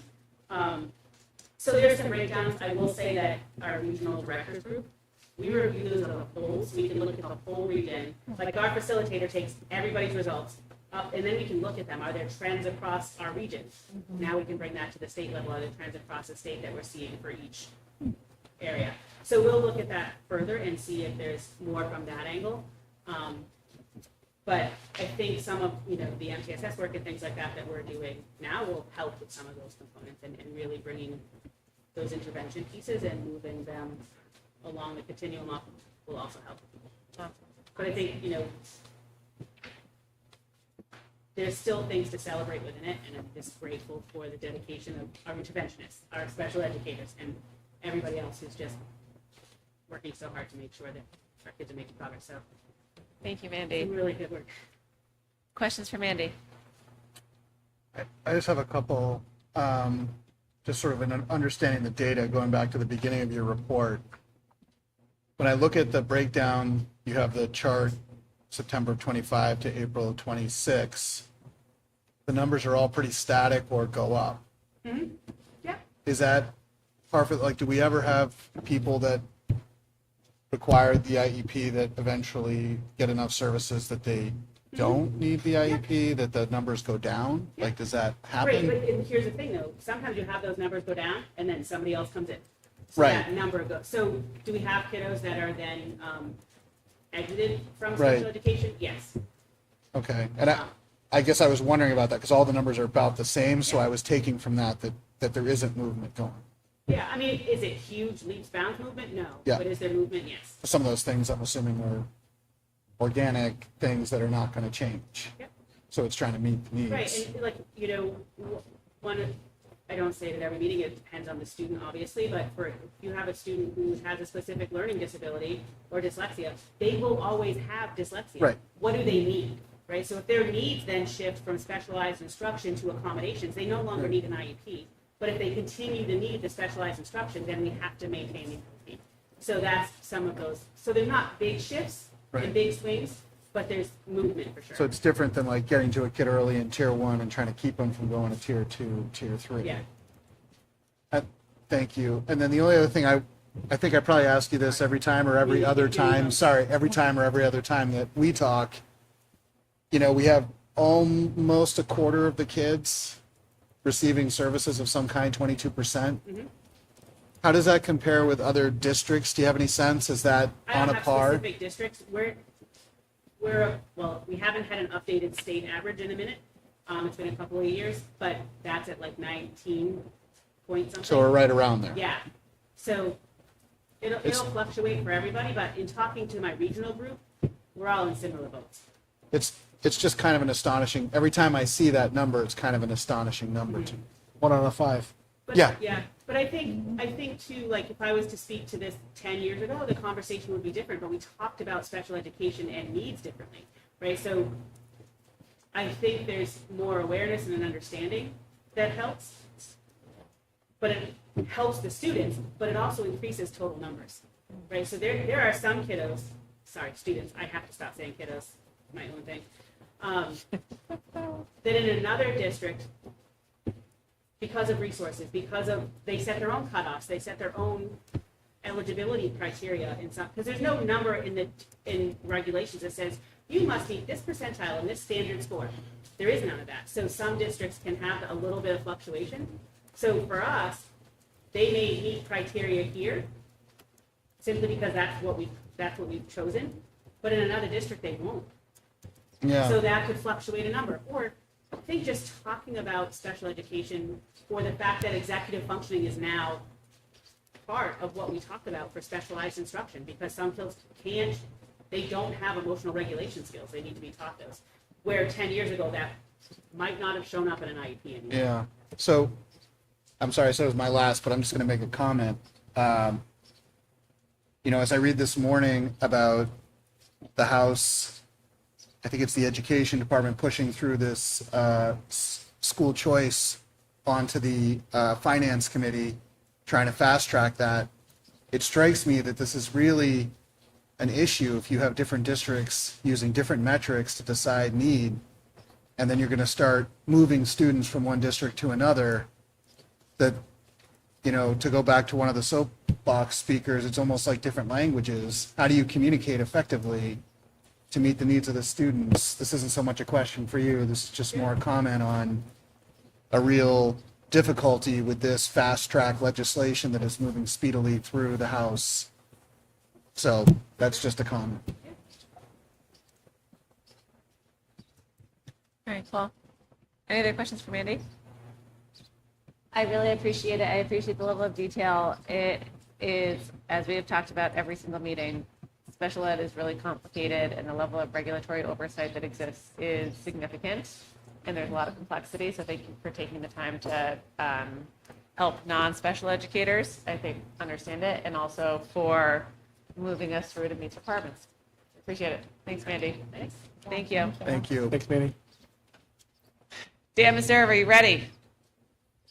You're up, buddy. Ready or not? Come in here, there. Come sit, if you like. Sorry, I'm right from McGee. It's my best. That's great. Getting set. Hooray! Thank you. Well, two teams. Good. We're softball, not track. Got it. Okay. So you have my board report. Thanks, Sarah Cruz, and started spring sports yesterday. Successful first day. As long as it doesn't rain in spring, we're in great shape. But once that starts happening, it's going to be interesting with buses. Officials across the state are in trouble talking to Kip earlier today, and on Friday, we have the boys across the environment officials, so we could have to move the game on Friday. It's going to pour anyway. And the other team can't play Saturday, we can't get a bus on Thursday, and then we're looking to maybe play in the morning for prom, just to get a game. It is going to be a challenge for those things, but it's nothing really new, just seeing where it happens. A couple things to my report. First of all, again, it's been a great start to the spring. Some updates on right around graduation, how crazy it's going to be, and just so you are aware that many teams may be playing the day after graduation, just the way the calendar falls. The one other thing I wanted to alert you to is today I had a second meeting at the NHIA with the classification committee. So about a month ago, we went in front of the football committee. The football committee approved our co-op with Bishop Brady. Today, we went to the classification committee, and they approved our co-op with Bishop Brady. So the only step left is to go to the NHIA council, which is in about 3 weeks, I think it is that meeting. I hate to say it's a rubber stamp, but I'm a member of the council, and when things go through committees, especially 2 different committees, it's pretty much a done deal. So it looks like football is going to be a go. You may have read in the paper, there's been some issues with Memorial Field in Concord. And Bishop Brady, he's got the Armory Field up there in Pembroke. Nice turf field there for games on Saturdays. So that would be our home field location. And in other fantastic news, and I just found out the other day, they had hired a head football coach. They did not have one after all. I thought they did have one, and he was not going to continue on. And Evan Jacobson, who's a Hopkinton graduate, a former intern of mine, he's been an assistant on the basketball team. He will be the new head football coach for Bishop Brady Hopkinton, which I think is an awesome hire on many levels. Great guy, great kid. And I think it's really going to help our program and our numbers and interest grow in this. So that's kind of the update. And there I am. What do you have for questions? Can I call out 2 things from your report, just in case people don't necessarily look at the folder? One, there's a date for the bathroom replacement. Did I say May 10th? You said second week or so of May. So May 10th, we have to have the sheds cleaned out because we start demolition after that. So yes, they're doing it this summer. I think it's in conjunction with the Hopkinton High School. Yep. I believe they're doing some of that, but the plan is they're going to start going. It's amazing. I didn't really put the pieces together until this past weekend when I was like, man, yeah, we really should have a bathroom there. It's tough stuff. So that's great. That's really great. The other thing I wanted to call out is that Skate Murdo has chosen to retire. Something that I think is noteworthy is that when you look at our high school and all the banners that are up there, we are, as some t-shirts say, a town of champions. And really that string of championships starts effectively when Skate reinvented HISA. So it's remarkable, and we spent a ton of time, and we win a ton of championships. And athletics is not everything, but it's nice. I have had the pleasure of coaching with Skate. Yeah. And had a child who was coached by Skate multiple times in multiple iterations, as well as by Mr. And really can't thank him enough for his contributions. Just such a wonderful guy, but such a great coach as well. Just I think the legacy he's left with our athletes is amazing.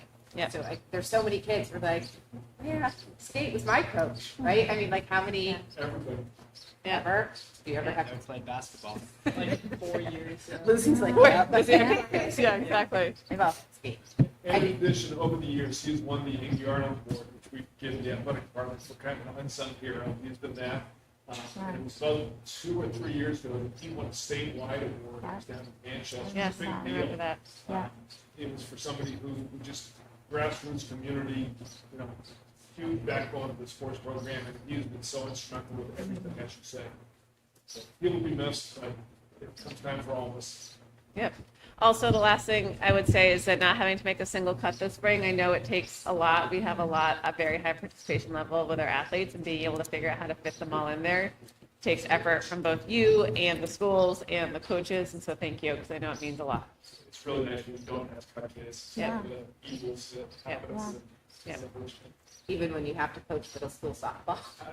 I didn't look super hard for those. Okay, I was excited to see your name back there. Uh-huh. So that's exciting. Okay. Anything else for Dan? All right. Sorry. Thanks, Dan. Sorry. All right. Jim, come on up. As a note, Jim is going to do his director report at the next meeting, but he is going to do an energy presentation tonight, which has been previewed by the Energy Management Committee. Not the company, the committee. Right. Yeah. No, not the company. They don't.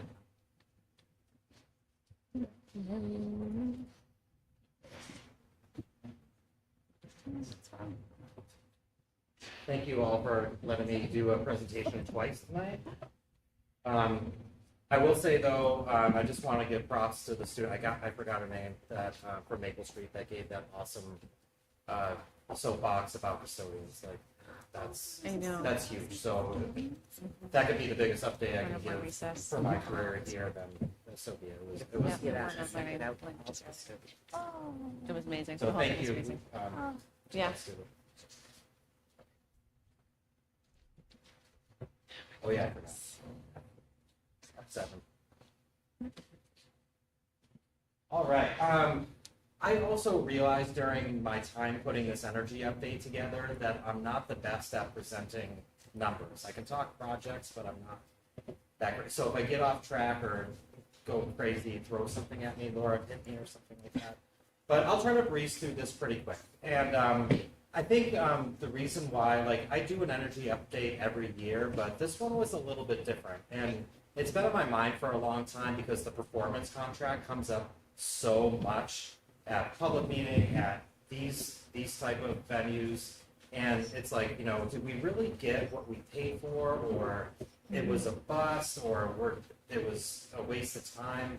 And, that was weighing on me too, of, really fact-finding what was done and what was originally intended. So throughout this presentation, I copied and pasted exact documentation and language from that contract. So I just, in hopes to give a little more clarity. And again, I'm going to go through this kind of quickly, but I think I'm actually probably going to post this on the facilities page so people can reference. So I'll just get into it and we can kind of go from there. So the district began tracking energy use in 2021, and the district didn't do a good job tracking energy use from the performance contract to 2020. I want to say that there's a gap there. So how I pulled a lot of this data was from the performance contract language. So they did an average of our energy consumption and costs for 2014, 2015, and 2016. This was Siemens that did that. That took time to do that assessment.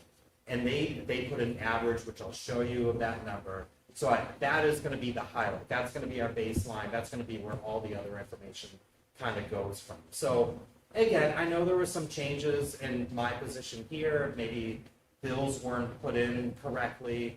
The thing called COVID happened, so energy use was all crazy anyway. So I just want to say, it's like, if you're looking for exact usage from that time, I haven't had the time to go back and particularly do that.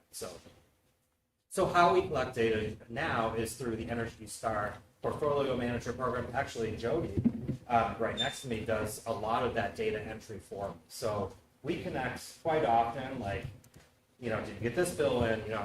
I'm trying to, get some baselines here, and she's been a dear and awesome at doing that. So that's the program that we use, and that program is what other schools use all across the country. So there's thousands of school districts. So, and then there's this rating system, which calls the Energy Star score, and that is our rating against the majority of other schools of our same square footage, of our same demographic, and on our same operating things like oil, gas, and everything else. So that spits out a score. So a little bit about the score, you'll see in other slides, is 50 is the median performance. Like, yeah, we're just chugging along. Anything higher is really good.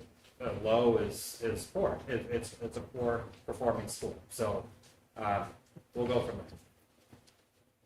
So this is what they came up with. And I know these numbers are going to be like, well, I don't really know what they mean. Later on, I'm going to graph them for you so you can see those numbers up against current. So again, this is exact language from that performance contract about what the average utility use was in consumption for electric and fuel oil and a little bit of propane over at Harold Martin at that time when they did this. And they did this a year before executing on that contract and doing all those projects. This was their energy table. So again, I know a lot of information, so I'll hit it quick. Back then, the average was 16 cents a kilowatt hour. Now we're at 26. So, jumping 63% over that 9-year period, that's where energy's gone for electric. Oil, interestingly enough, it's lower now than before. But was it lower, 5 years ago? I didn't pull that data, but the ebbs and flows of the economy and fuel as it is. Propane, up on that, which makes sense. Pellets were way up. But the way that Siemens, at the time they did the performance contract, they put an annual escalator of 3%. So that's how they based their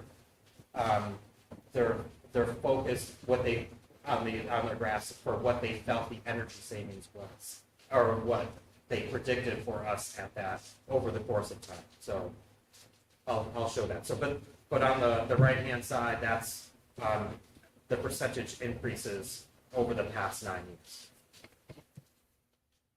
So this is again graphical. I'm going to go through school really quick. So high school, Maple and Harold Martin, or those are reversed. So back in the baseline when they started tracking, we were at 35%, well below. And this was before the performance contract, which the baseline score. 35% for 35 was pretty low.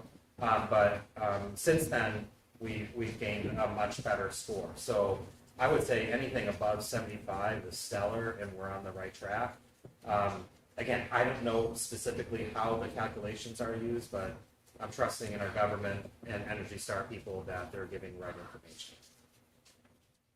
Enough said. This is, I know, again, a lot of information here. So first column is our baseline. That was the exact number that I pulled from the performance contract. And that's that 16 cents a kilowatt hour, 469,000 kilowatts were used on an average basis, average yearly basis at the high school. And we were spending $76.9 in costs at that point. Fast forward this year to the 25-26 year, again, our costs are up, 60%, but our use is way down. We're operating, almost 150,000 kilowatts under of what we were back in the baseline year. So even though we're saving, our use is low, since our rate is high, we're spending more. But it's $9,000 more over the course of 9 years. Oil, different story. You can see that since the baseline year, we're using a lot less oil than before, and that's what's translating into savings. So, again, through those projects, boiler and the envelope and stuff like that, we are using less. For sure. And a lot of that is runtime, building management systems that was upgraded around that time, and just watching that really has a significant impact on lower usage. I added propane here because this is because we just did the hot water tanks and switched to propane for that appliance, so that's new. So it's not a true. Just because we reduce that amount of oil, we still burn the BTUs of some of that in propane to heat our hot water, if that makes sense.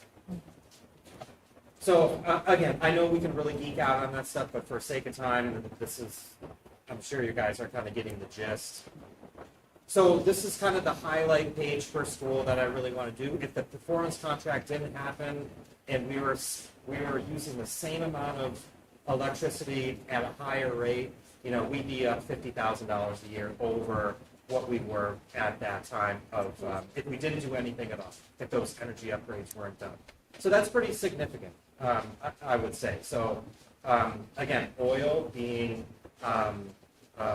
even a little bit lower at this point, we would have had some savings over that year. So that translates, as you could say, and I'll roll all this up on a later slide so you can see the very true number of all the schools.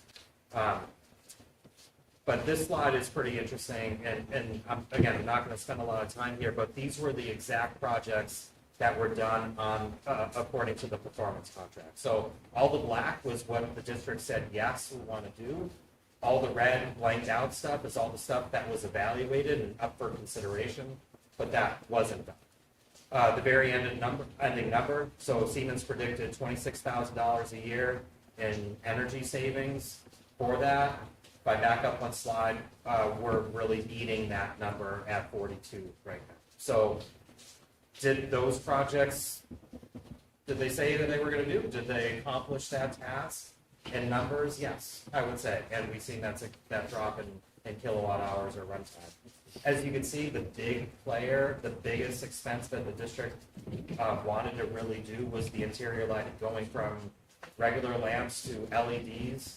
Really produces the bulk of our kilowatt hour savings. So if you want to go home and change all your lighting to LED right now, like, do it. It's a no-brainer, and it's going to get you the most bang for your buck. So again, I'll move on to the next school, Harold Martin.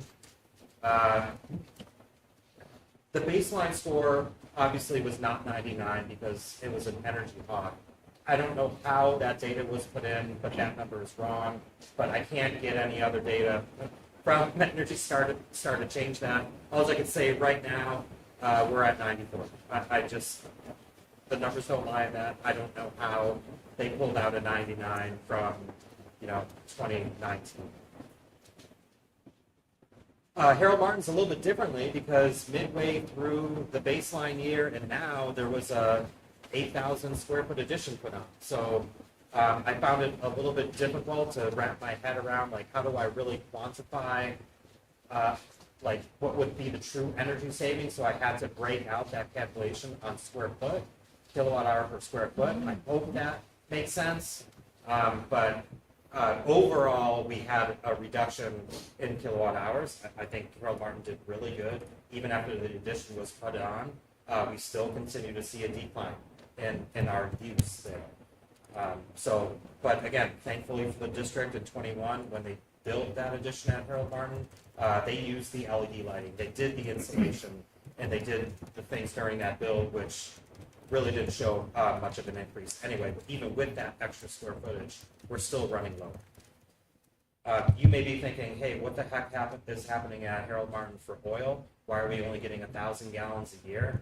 Is because the only appliance that we're actually running now on oil over there is our hot water heater for our older section. We do have an oil backup boiler, but I refuse to run it because it's way more cost effective. So, but if that ever goes down at some time, we will switch over for repair or something like that, but it's not my intention. So again, I know this is a lot of information, but and different slides, but trust me. So here's the breakdown at the time. If we didn't do it, we'd be looking at $17,000 more in energy costs at Harold Martin if we didn't do the lighting and the other stuff over there too. Again, here was the breakdown of projects. So lighting being the most significant one, and a couple other mechanical things, but they spent time on building envelope and gym lighting, which yielded which was their yearly savings goal of $14,000. If I back up one slide, we're at 17, where that proved to meet that goal of the guaranteed or anticipated energy savings. Jim, I'm sorry, is building envelope insulation? Yes, it's insulation. It's like Just the so we're aware. infrared scans and all that stuff. That's all the spray foam you see around this room. Thank you. That was done during that time. Good question. Thank you. And then Maple Street started off at a 67 energy score. We're up to a 94. A lot of that has to do with pellets. So this is where we're at. We're running about 43,000 kilowatts under, which is pretty significant. Our oil, again, we've been weaning ourselves off of oil for quite a bit. I know you've heard me say several times over the years, like, I want to run that pellet boiler as much as possible. So that's why our oil, even though we had an oil backup boiler, I only ran it when it was absolutely necessary. But interesting that our price per ton of pellets went up significantly. Then and now, we're running about $14,000 more. But this is the interesting one. Performance contract. The pellet boiler was done at that time. During this project, they anticipated 14.9 in savings, and we're actually a little bit under that. So By 67 cents. by $67, yes. Cents. Yes. 963, 952. So $11. $11. From then to now, that's what we're. If they didn't meet that, that's what it is. Some other again, look at like Maple Street's like the total projects was almost $1 million at Maple Street at the performance contract term, but yet only yearly savings was almost $15,000. So the performance contract was never meant to pay for itself. It never was going to have an ROI. So people thinking that we got hoodwinked or whatever else, that was never the case. You'll see on here too, like a big thing was doing exterior door replacement that had zero energy savings at all. Not to say that it needed to be done. I didn't know the condition at that time. It wasn't going to yield an energy savings, but in order to do it, you had to do it through a funding mechanism of this nature for that to get done. So here's the roll up. So about $75,000 we're saving per year if we did it, since we did the performance contract payment. What I couldn't quantify is how much we did in operational savings. Like, we haven't bought light bulbs in 9 years. We haven't spent the labor to replace light bulbs and ballasts and repairs and other things of that nature. I know that's big. I could look up probably what Siemens said, because they probably, could have been about 10 grand a year and stuff like that, but it's nice not to, it yielded energy savings that I can't quantify. So hope that makes sense. I thought this was really helpful. I think this is my last slide. If it's not, I'm gonna make it. So just a little bit about, like, when you look at different fuel types, you gotta make a calculation on BTU, because people are like, well, if oil has a high BTU rate, but if you go with gas, it's lower, so you have to burn more, but it's at a higher efficiency. I can geek out a ton on this, but really when you break it down, that last column on the right, the cost per million BTU, and those are our prices. That's what propane, oil, and pellets burn at, and our systems, that's how efficient our systems are. So I thought it was pretty interesting, and a key takeaway is, like, it was much better to run our systems on propane this year than it was any other thing, even over pellet, if that makes any sense. So again, since the performance contract, I mean, that's quite a bit of difference in cost per ton of pellets. So even though, again, great idea at the time, let's go pellets, they're cheap, very cheap per BTU. The cost is just making it not feasible, I guess, right now. So, I when I really seen this, I shut the pellet boiler down. I'm like, let's run out of propane. It's just going to be cheaper for the rest of the season to do that. So you balance, like, energy, you balance fiscal opportunities, and all this is kind of monitored through the season. So I hope this somewhat makes sense, even though it's a ton of information. Oh, this is my last slide. It's just a little bit how we do procurement with our stuff. Laura and I spend a lot of time on energy, on electricity, for instance. So we can only negotiate the supply, which is almost like just 40% of our bill, really. Unfortunately, that's all that we have control over. But the utility, you know, can whatever they choose to charge on demand. I should be flippant because it's pretty good. They have a system, which nobody knows. But as far as our oil, propane, and pellets, we do that on a yearly basis. We reach out to those vendors. We almost do a bid process by ask different suppliers, and then we lock into an agreement with them. But the good thing about it is we partner with the town of Hopkinton. So even though we say we're going to buy 65 tons of wood pellets, we're adding 40 for the DPW shed. We're adding 25 for the fire station, and we've got that bulk number. And then we go to a supplier and said, "You're servicing these 3 facilities in town. You're getting we want a better rate." So that's how we've been working with the town on that. That's a yearly thing that we connect with. And sorry guys, I went 20 minutes, but I'm done. Ask me any question you want or pick me up. Thank you. Questions for Jim? Yeah. I guess I would just say, first of all, thank you to you and Laura for all the work to put this together. There's a lot of data crunching going on here. You know, the one thing that really pops out to me is you look at in the graphs, you can really see the volatility of oil. And so these prices are based on 2025 negotiated prices. And we're looking at like current. Yeah. And certainly it is reasonable to assume that those prices are going to be far higher this coming summer into fall when we negotiate. And, you know, I guess the overarching thing that it makes me think about is when we talk about, you know, the savings in having more efficient light bulbs, having a better envelope, like basically using less energy to try to immunize ourselves from that volatility. Right. You know, I think this really kind of connects those dots in an important way that we need to be thinking about. Absolutely.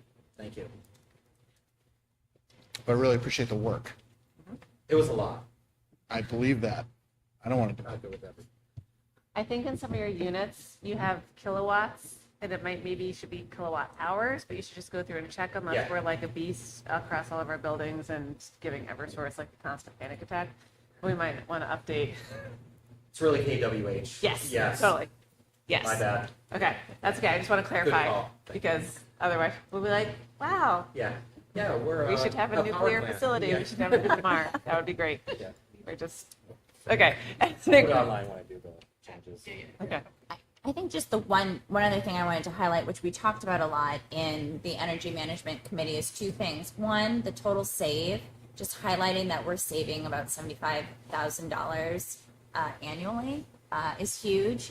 And 2, for people to be able to really look at what the performance contract got us. I think that the performance contract was kind of cloaked in mystery, and this gives people an opportunity to see all of the things that we paid for, and this is what we are currently paying off. Mm-hmm. And it's a financing really mechanism. helpful. Yes. Yeah. Yeah. Yeah. So thank you. Yeah. Thank you. Thank you for the data input and thank you for the crunching of the numbers. And I think it's amazing how much money we are saving. And I know, again, that a lot of that is due to excellent negotiation on bulk energy procurement and also on controls. So thank you. All right. All right. Directors, get out of here. Thank you guys.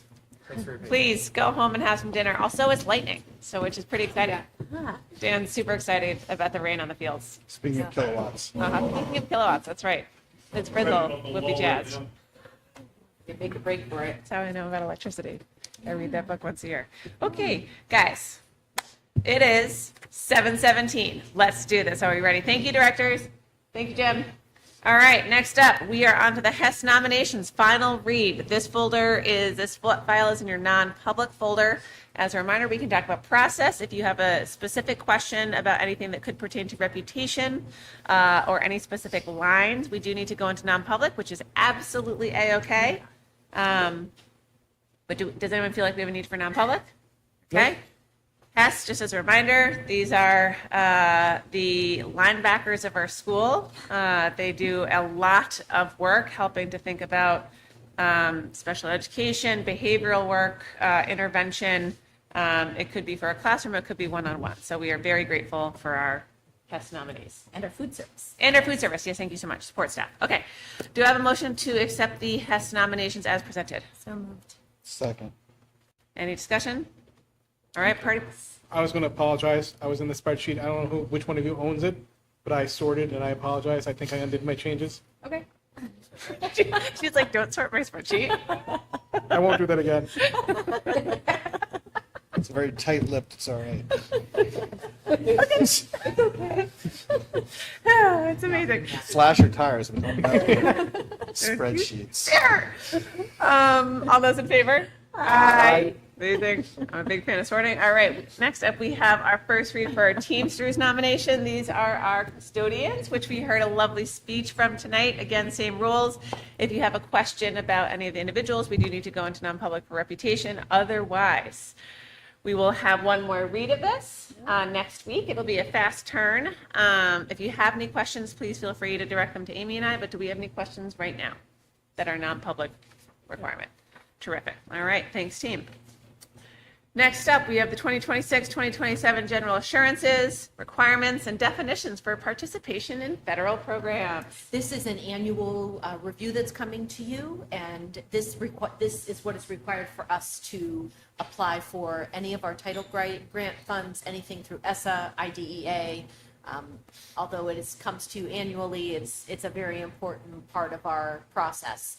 This is also part of the consolidated application, which will soon be posted on our website for public comment. Okay. Any questions about that? Do we need to approve that individually? Yes. Great. So do I have approval for the draft HSD 2026-2027 general assurances? Yeah. Yes. First and second, terrific. Any discussion? All right, thank you. The second document is something that the CIA committee has been working on over the course of the school year, and this is going to be our guiding document as we continue to work and develop on our curriculum. So it is a clear overview of the national, state, and local standards or competencies that we would use to guide our instruction. It is advised that this document comes to the board periodically, at least within 5 years, for consistent review. You probably will see other updates, more updates at the local level than at the state and national level. Can I just add a quick comment? So there's a crazy amount of information that's in here, so thank you to everyone. But like, for example, if you did want to go through and click on like, what are we learning in K through 12 social studies? I think of this as like an open curriculum where you can go and be like, what are we learning about X, Y, Z? It's really great. The hyperlinks in it, they're very easy to follow. Yeah, it's marvelous. Any questions about that? Thank you to the CIA committee and for your diligent shepherding of the process. We need to approve that, right? Yes. All right, do I have a motion to approve the Hopkinton School District academic standards as presented? So moved. Ooh, okay, any discussion? Got it, Suzanne. I've been there. I'm never sure when to speak, so I just, That's right. It's okay. I never move anything. Okay, any discussion? All right, amazing work. And then the last document, Wait, can we vote on it? oh, you didn't vote on it, sorry. No, all those in favor? Aye. Any opposed? Terrific. Last document. And then the last document is our PD master plan. So this was submitted back in November, and we finally got our letter that it has been approved.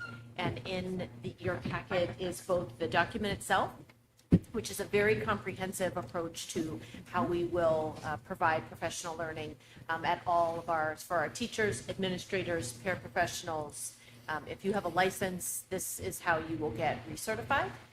It was it was a group effort. We had a team that met, and now that it's approved, this is good through 2031. So even though we will have periodic updates from the PD committee, this was a big thing to get off of our plate. So it comes tonight for your final approval. it's an easy 30-page read on Sunday. Yeah. Yeah, sure, it in a weekend. Light reading. That's great. You'll be Yep. better off for it. It's terrific. Do I have a motion to present the 8th Hopkinton School District Professional Development Master Plan 2025 to 2031 as presented? So moved. Second. Okay, any discussion? Again, this is a wild amount of work. Thank you for your attention here. Thank you to all of the members of the committee. Thank you to everyone who has been thoughtful about this and provided feedback, and also to those singular who have written it. Thank you. Okay. All those in favor? Aye. Aye. Any opposed? All right, guys, board committee assignments, which I did not fully tie out with everyone, but I think the two biggest things is we had PD, and I have to pull up my file, and wellness, right? We also do we have a PD and a wellness meeting coming up soon? There's a wellness meeting on May 12th. Right, okay. We can see, I think, Suzanne, you had been on both of those, and I think you are theoretically slated with either Andrea or I as a backup. Yep. Do you want to stay nominally primary, or do you want to just go schedule by schedule and we can see who can make it? I don't mind being primary. Okay, great. And then, Great. Listening and observing and all of the professionals in the committee, I actually learned a lot. yeah, I was like, oh, we know we had to do that. okay, great. I know more about food service and the rules than I ever wanted to. Yeah, there's so many. There are a lot of Yeah. food service Oh, rules. geez. Tracy Barker. Okay. And those ones are quarterly, so I guess Laura and Amy, if you guys just let Suzanne know as soon as possible, because then if she can't make it because of curricular stuff or anything else, then we would just want to make sure we sort our schedules. Yeah, we will have to work on that because wellness and policy usually Tend to are at overlap. the same time. So I think That last was time the Suzanne tricky did both. She went to wellness and then came to Well, we policy didn't, after. but I think my schedule will change next year, Yeah. right? And presumably people's availability would also change next year. So I think you guys sent out a doodle poll about how do we set the time. So. Yeah. Yeah. And as long as I have notice, I can usually make it. I just need to book it a couple weeks in advance. Cool. Okay. You don't? Exciting. You don't know what you're doing on October 10th, 2026? I know. Right there. Yeah, it's Right, hard. drops I have no fluid. idea.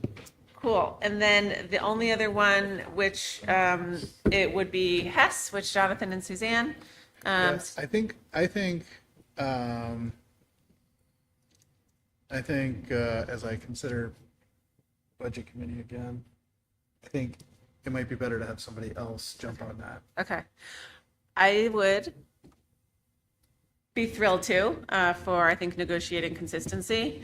In terms of Hess, I'm also, I would say, committee light. I do think budget committee is a non-trivial docket. I would be very happy to. But if Jonathan, you and I can touch base about it, but I would be thrilled. Well, that's what I'm thinking. Okay, great, terrific. Good with that? You good with that? Oh, yeah. All right, team. Okay, with that, I think we are done. I have a document I will share with everyone just to make sure that after a couple rounds of doing this, we feel good about it. And then Jody, I got you. We're gonna be good. It's gonna be terrific. Okay. Last but not least, before we get to policy, we do try to have 3 newsletters a year. It is April, which means we'll be sending this one out in May unless spectacularly we're able to pull together a draft in the next 7 days. I'm just going to go ahead and say I can't. So the things that I was hoping to think about for a draft is like, first of all, is there any topics that people...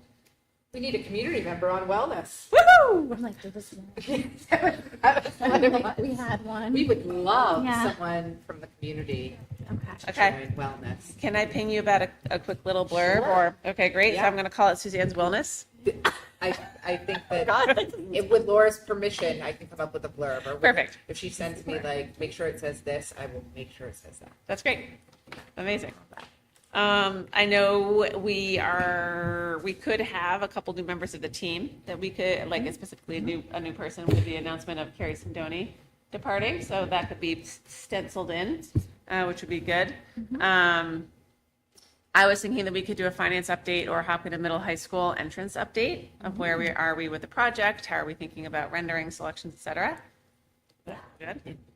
I think it's important with the end of the year to do important dates, just to try to get them in front of parents one more time, which is everything from Herald through to the middle high school, which includes graduation, kindergarten screenings, step-up days, all the jazz, which is kind of wild to think about. And then the only other thing that I would love feedback on is we could include a content-y thing, whether it be about reading or math or science or presentation skills, but something that's like a glimpse into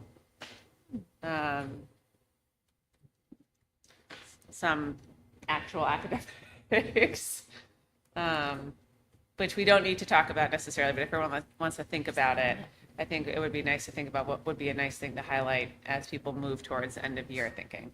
Yeah. I might also put out there that the school year for next year kicks off. I mean, the calendar's out. Oh, yeah.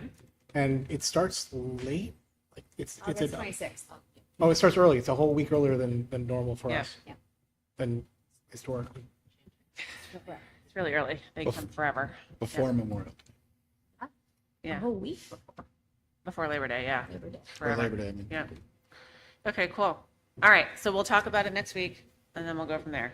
Great. Policy. So glad you asked. Okay, so you will see in policy tonight, we've got 3 different buckets. I'm only going to go through the first reads. So for reaffirmation, these are policies that need to be reaffirmed either on an annual or biannual basis. There are no changes to these policies. 2, you'll note, say will be digitized. It's because if you click on the policy right now, you'll just see kind of a PDF of it, and that is going to be just turned into our template, but none of the words are going to change. So we are just looking to reaffirm policies AD, philosophy of the school district, EI, risk management, FBB, enrollment projections, and JLCJ, concussions and head injuries. Do I have a motion to reaffirm? We can do them all we can do it at together. the end? Okay, Yeah, cool. we'll do them all Great. together. But No, you don't. What? I know, we're trying to. Then for our first, actually, no, we can do it because I have no final reads. I usually think we have final reads. I'm like, no, we have final reads. Go for it. I'm Okay, so sorry. you are wonderful. Do I have a motion to reaffirm policies AD, EI, FBB, JLCJ as presented? So moved. Second. Okay, any discussion? No. I'm just impressed. All those in favor? Aye.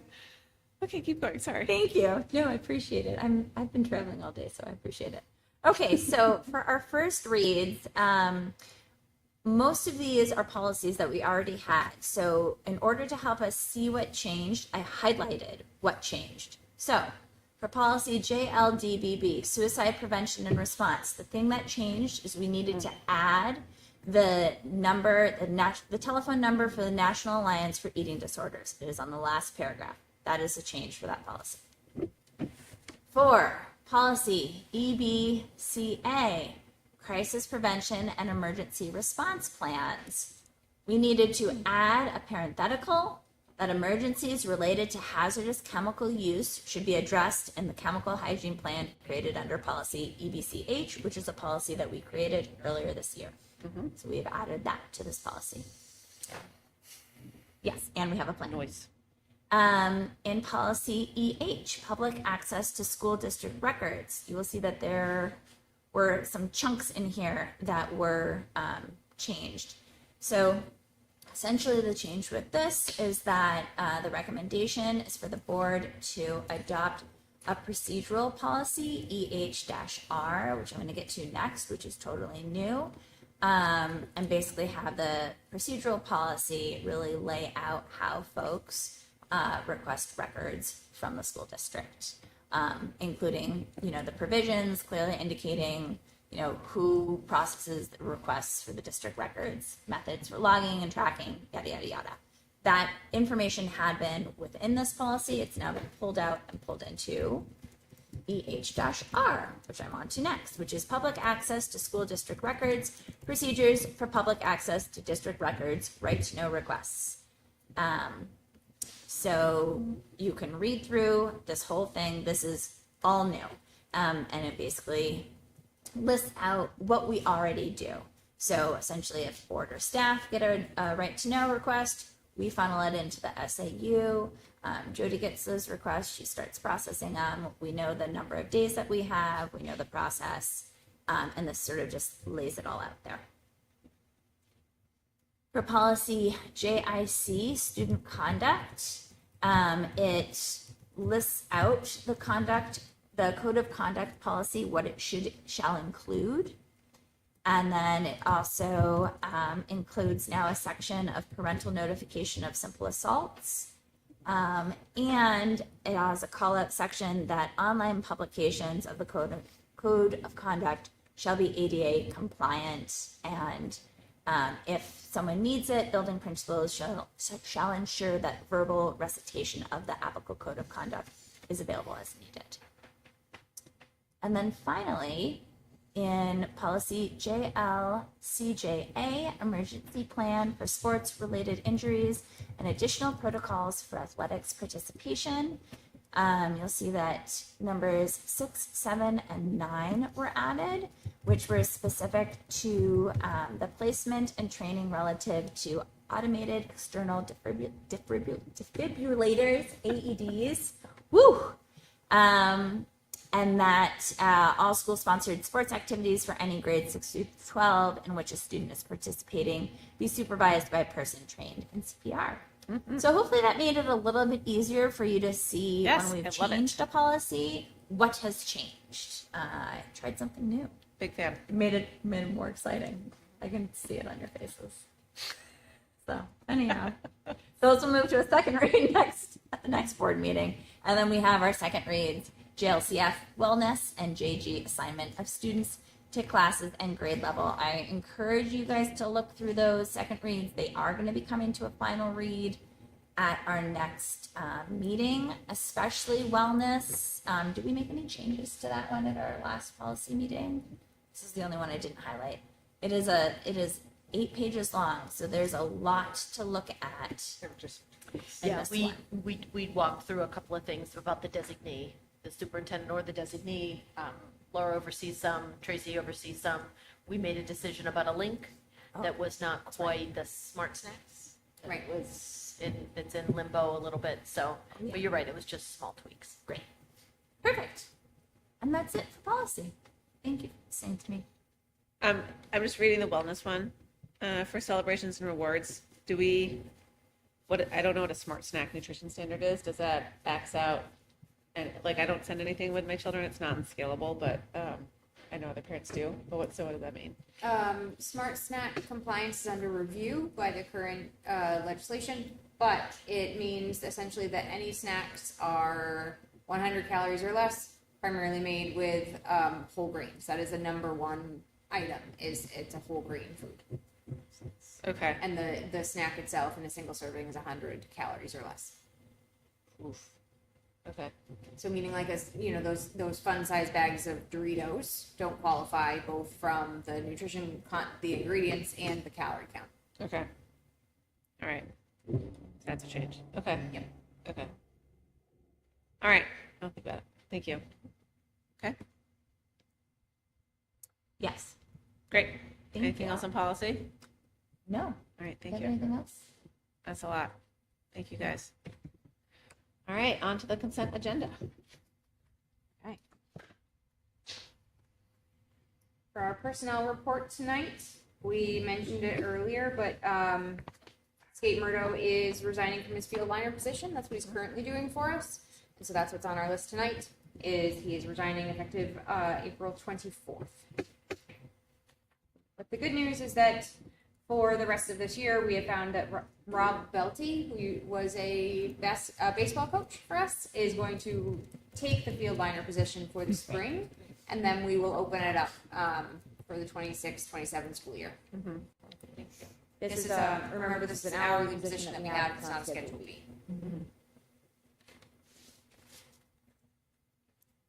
Any questions on the new hire personnel sheet? Nope. Okay. For donations tonight, we have 3. The first you see every year, Osram for $2,000 for our robotics program. Second is Hopkinton PTA for $915. They are supporting a Maple Street 4th grade field trip. Amazing. And the third is the German-American Partnership Program. It is actually a grant for the June and July 2026 German and Austria trip for $2,250. In your school board folder is is the grant program, so you can actually see what it is. They pay a certain amount for students and teachers to go. Awesome. And this will be put directly into our student activity fund at HMHS to help fund that program, help offset some of the costs for that trip. Great. Is there a specific fourth grade trip, or is it to be determined? It, I will find out which one it is. It didn't come with the PTA paperwork, but I will certainly find out. And let you know. Yeah, it will be for a specific trip. It is definitely a Right, specific I just trip didn't that know they if it asked was for. earmarked or not. Yes. Yeah. That's fine. When they You don't have to apply. get back to me, I'll find out about it. Yeah, whenever they apply for the PTA funding, they have to put in a specific trip. I forget what it is in fourth grade. Where did they go up to New London? The Historical Society. Sort of, yeah. Oh, That's where they usually that's go so this time of fun. year. Yeah. That's what it is. I will find out. Okay, lovely. And no financials, right? That'll be next week? Correct. Great. Cool. Okay. Anything else on your end? Nothing else on for me? No, I just wanted, as you get ready to do your newsletter, there is a kindergarten screening scheduled for this week. So it won't make your newsletter, but I think Patrice and her team, it is held at the library on April 16th. So there's been some communication that's out about that. Should we continue to put the lunch line for Yeah, probably. food assistance, like doesn't basically in hurt. every newsletter? Yeah. Yep, that's a great idea. Yep. Free and reduced lunch. Yep. That's what it's spelled. I don't know why. I was having a brain cramp. Okay, cool. Okay. I was thinking FAFSA. All right, cool. Do we have a motion I'm ways to away from that. accept the consent agenda as presented? So moved. Second. All right, any discussion? None. All right, all those in favor? Aye. Aye. All opposed? Nay. All right. Committee updates. Paul, we'll see.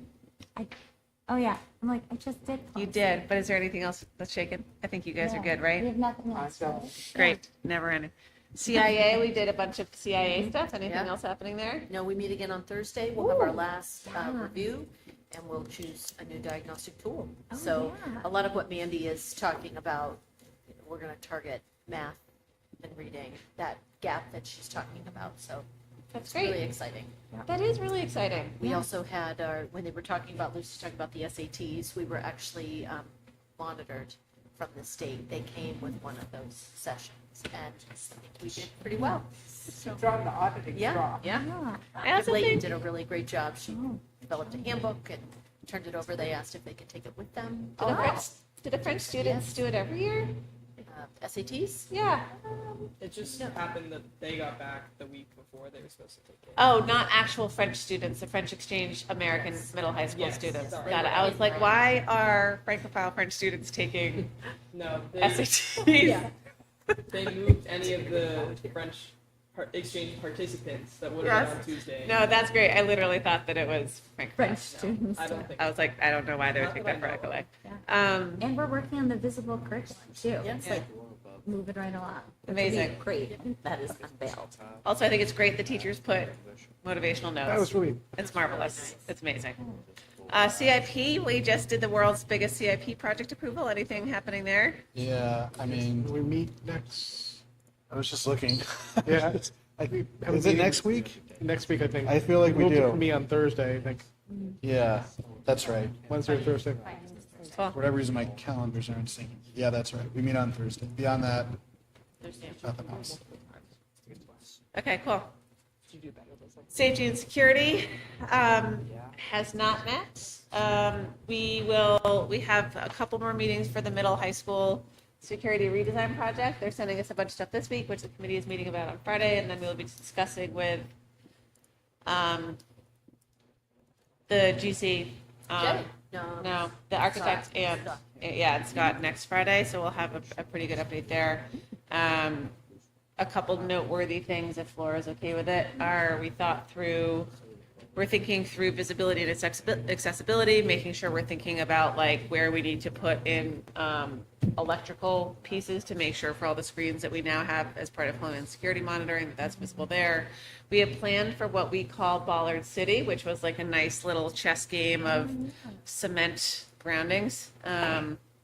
But we think we can do away with that from a security perspective by putting in a railing because it goes up some steps. And what you're really trying to do is have an impediment for cars trying to drive through the entrance. And so we worked through a couple of things there, but the group will have a couple more pieces. Okay. EMC? We reviewed the energy Yeah. presentation. Yep, so we and got we'll it. meet again next Soon. week, maybe, I forget, yep. Finance budget, you guys are meeting next week? No, we're meeting on, finance is meeting on Thursday at 1. That's exciting, that's great. Okay, cool, wellness, May? May 12th. Yep. All right, PD? We will have to have a meeting in May now that it's approved, just to get Oh, reorganized, just to super. organize ourselves, yeah. Okay. All right, great, guys. We are now at the second non-public comment portion of the evening. If you'd like to Public come. comment, not non-public. Oh my God, yes, This thank is you. I'm so public. sorry. We are now at the second public comment portion of the evening. If you'd like to come up, we ask that you state your name, address. We keep your comments at 3 minutes. Okay, great. Any other business? No. All right, we do have a need for a non-public under RSA 91-A:3, comma 2, open parentheses C, close parentheses for reputation. After we go into non-public, we will not have any other business in public after the meeting, so we'll be wrapping the meeting there. It is a roll call vote, but before we get there, do I have a motion to go into non-public? Okay, great, thank you. Jonathan? Yes. Sorry. Jonathan? Yes. Jonathan D, Jonathan C? Yes. Yes. Andrea? Yes. Sorry about Dulcie, that. yes. Oh, you're Oh good, my man. God. And with that, you guys, let's do it.